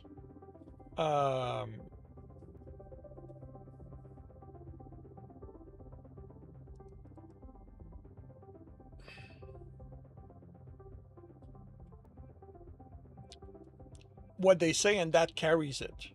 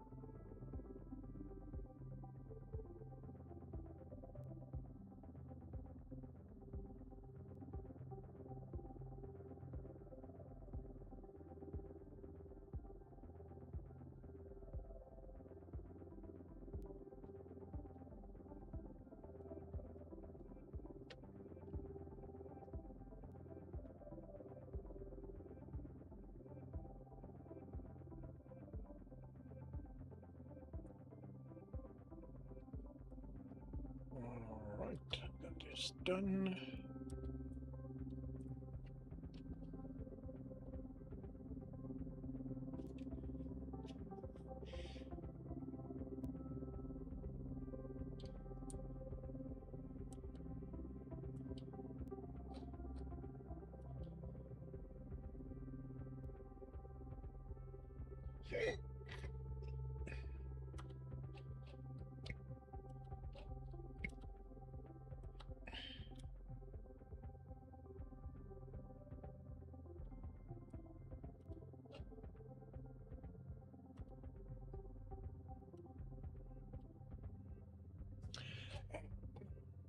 I am remembering I need to set up another book.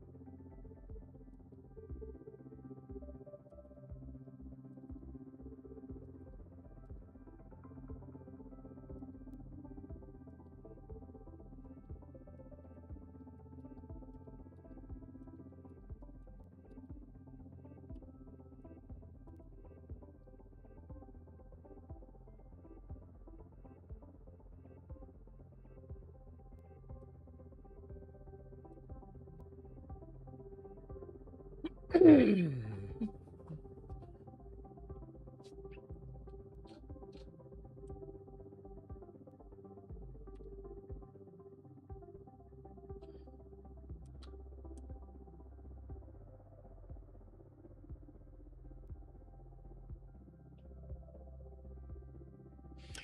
I did not write the introduction.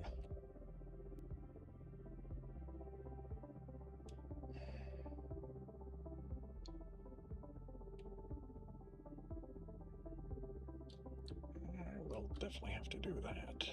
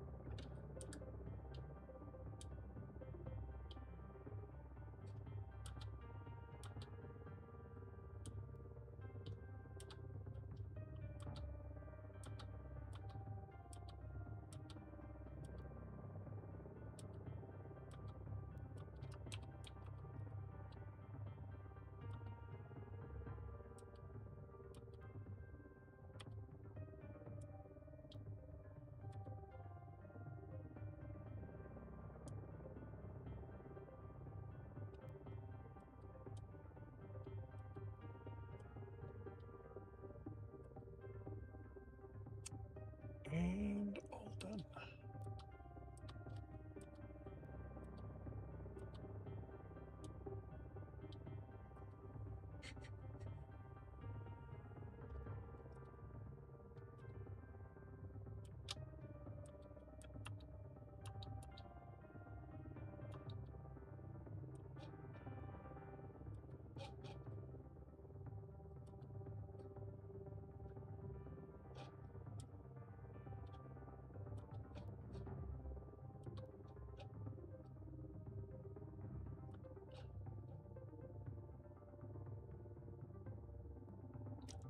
How did that end up there?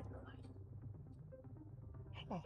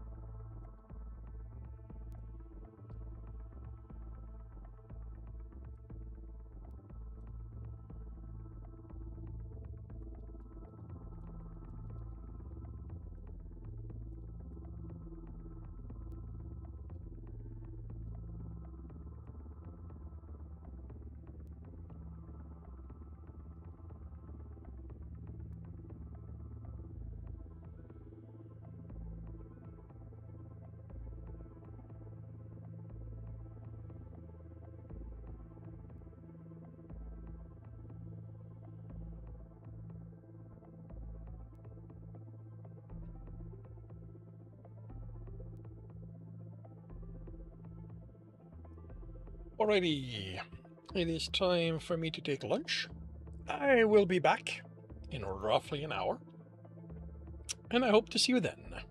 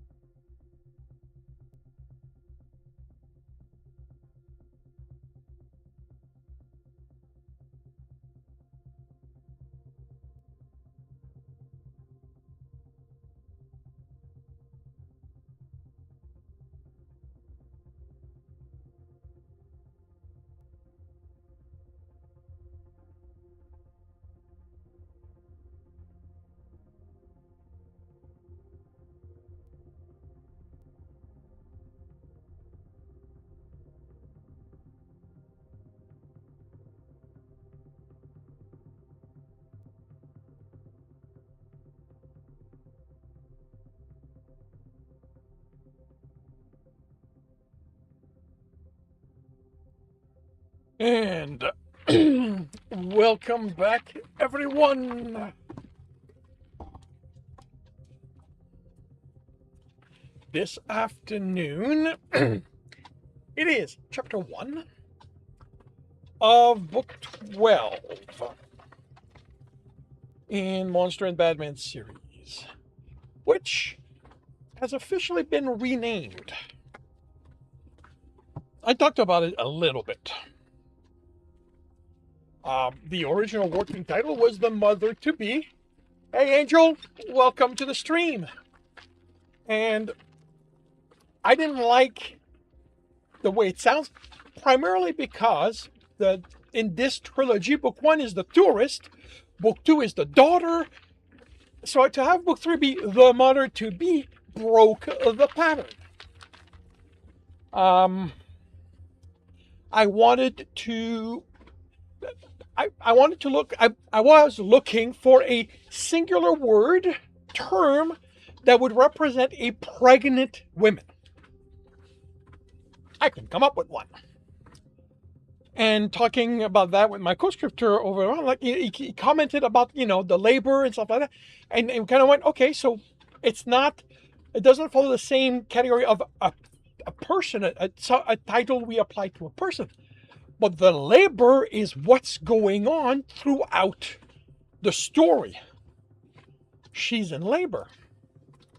So that's going to become the official title at this point.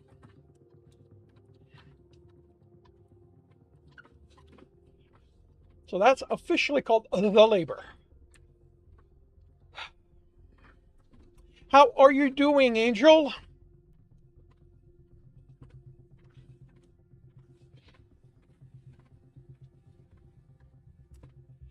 All right, chapter 1 is an Alex chapter.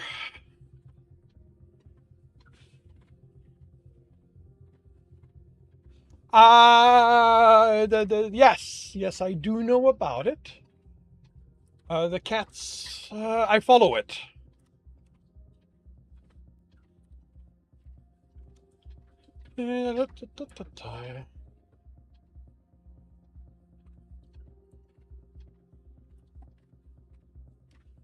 Two cats riding, yes.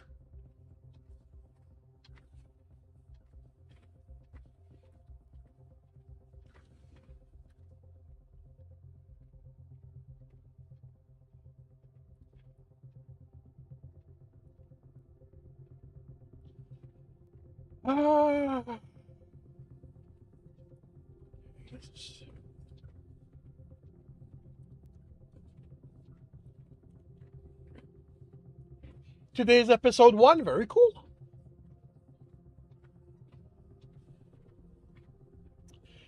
I shall have to see about catching it, listening to it. Alright. So this is Alex. A few months down the line, after the betrayal that ends the last book.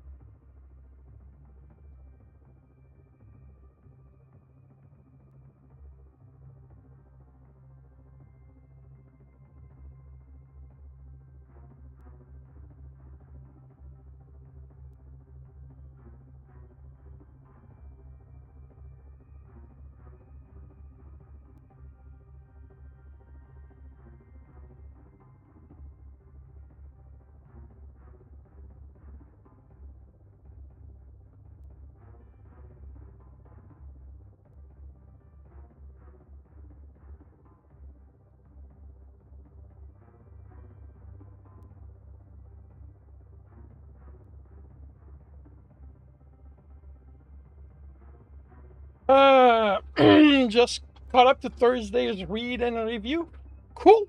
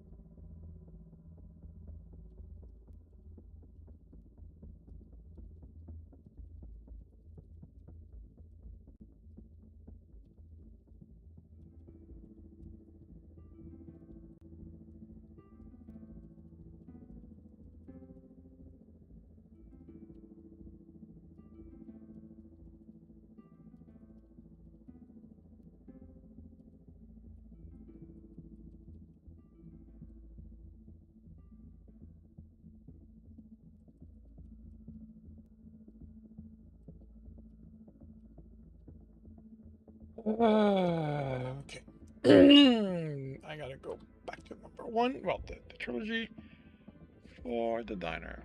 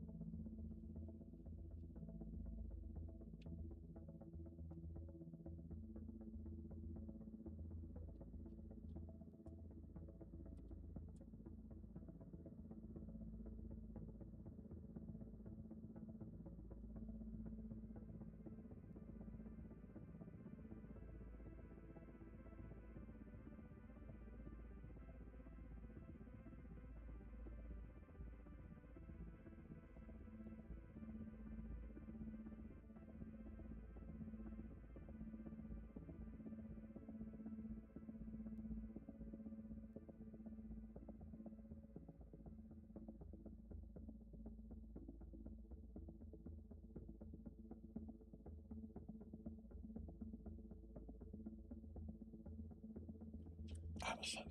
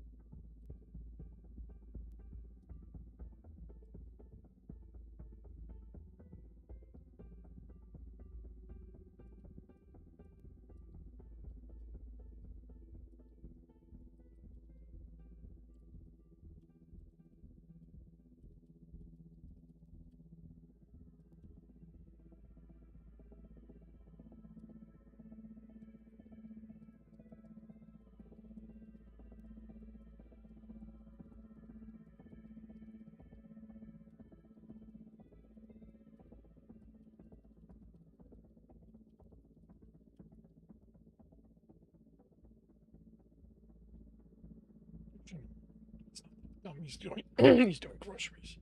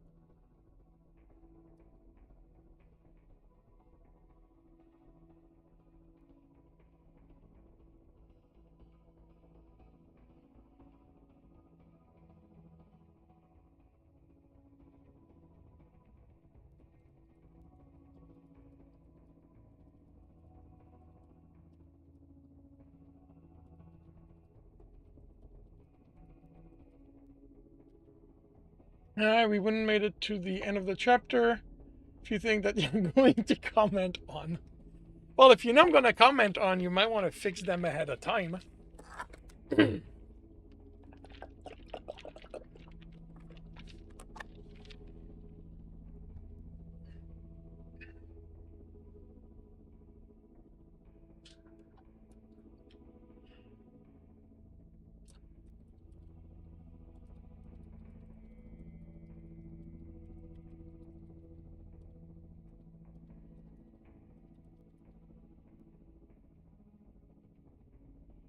Well, if you know I'm going to comment, you probably have a sense of what I'm going to say.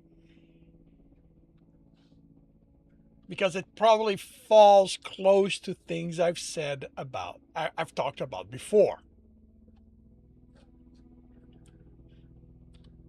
This is in large part about learning, so you can fix them, work towards them not happening again, not just waiting for me to say, yeah, this could use work.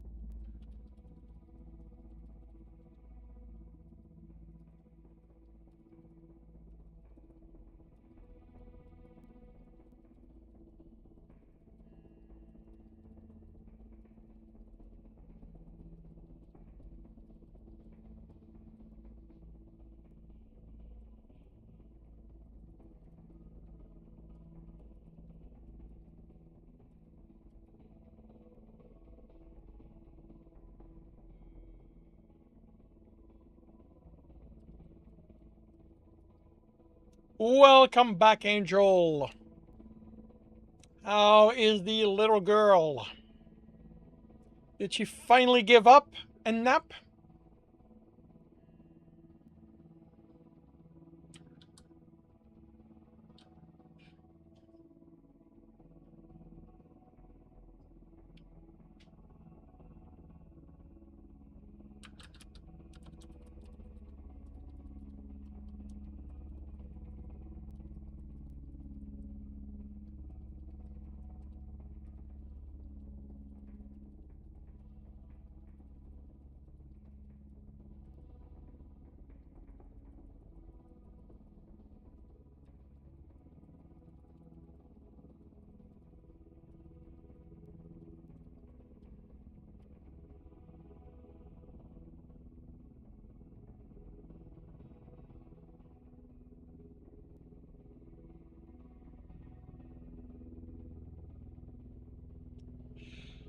She had a 1 hour and a half, ate her yogurt, and now she's in her play. She's in her playmate.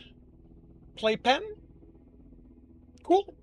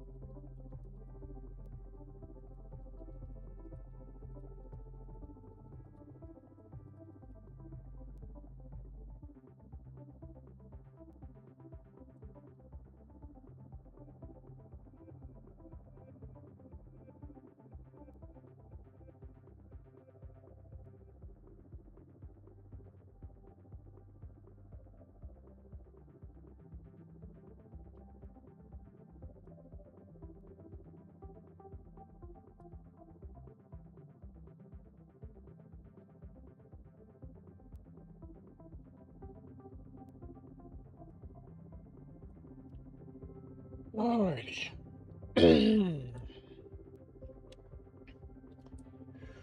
Who is writing this afternoon?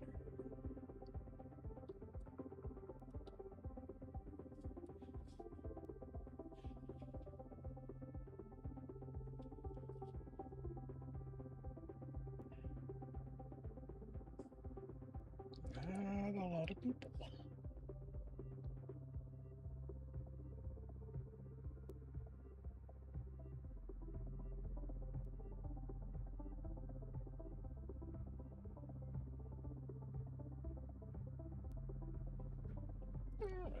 We're ready to start the show.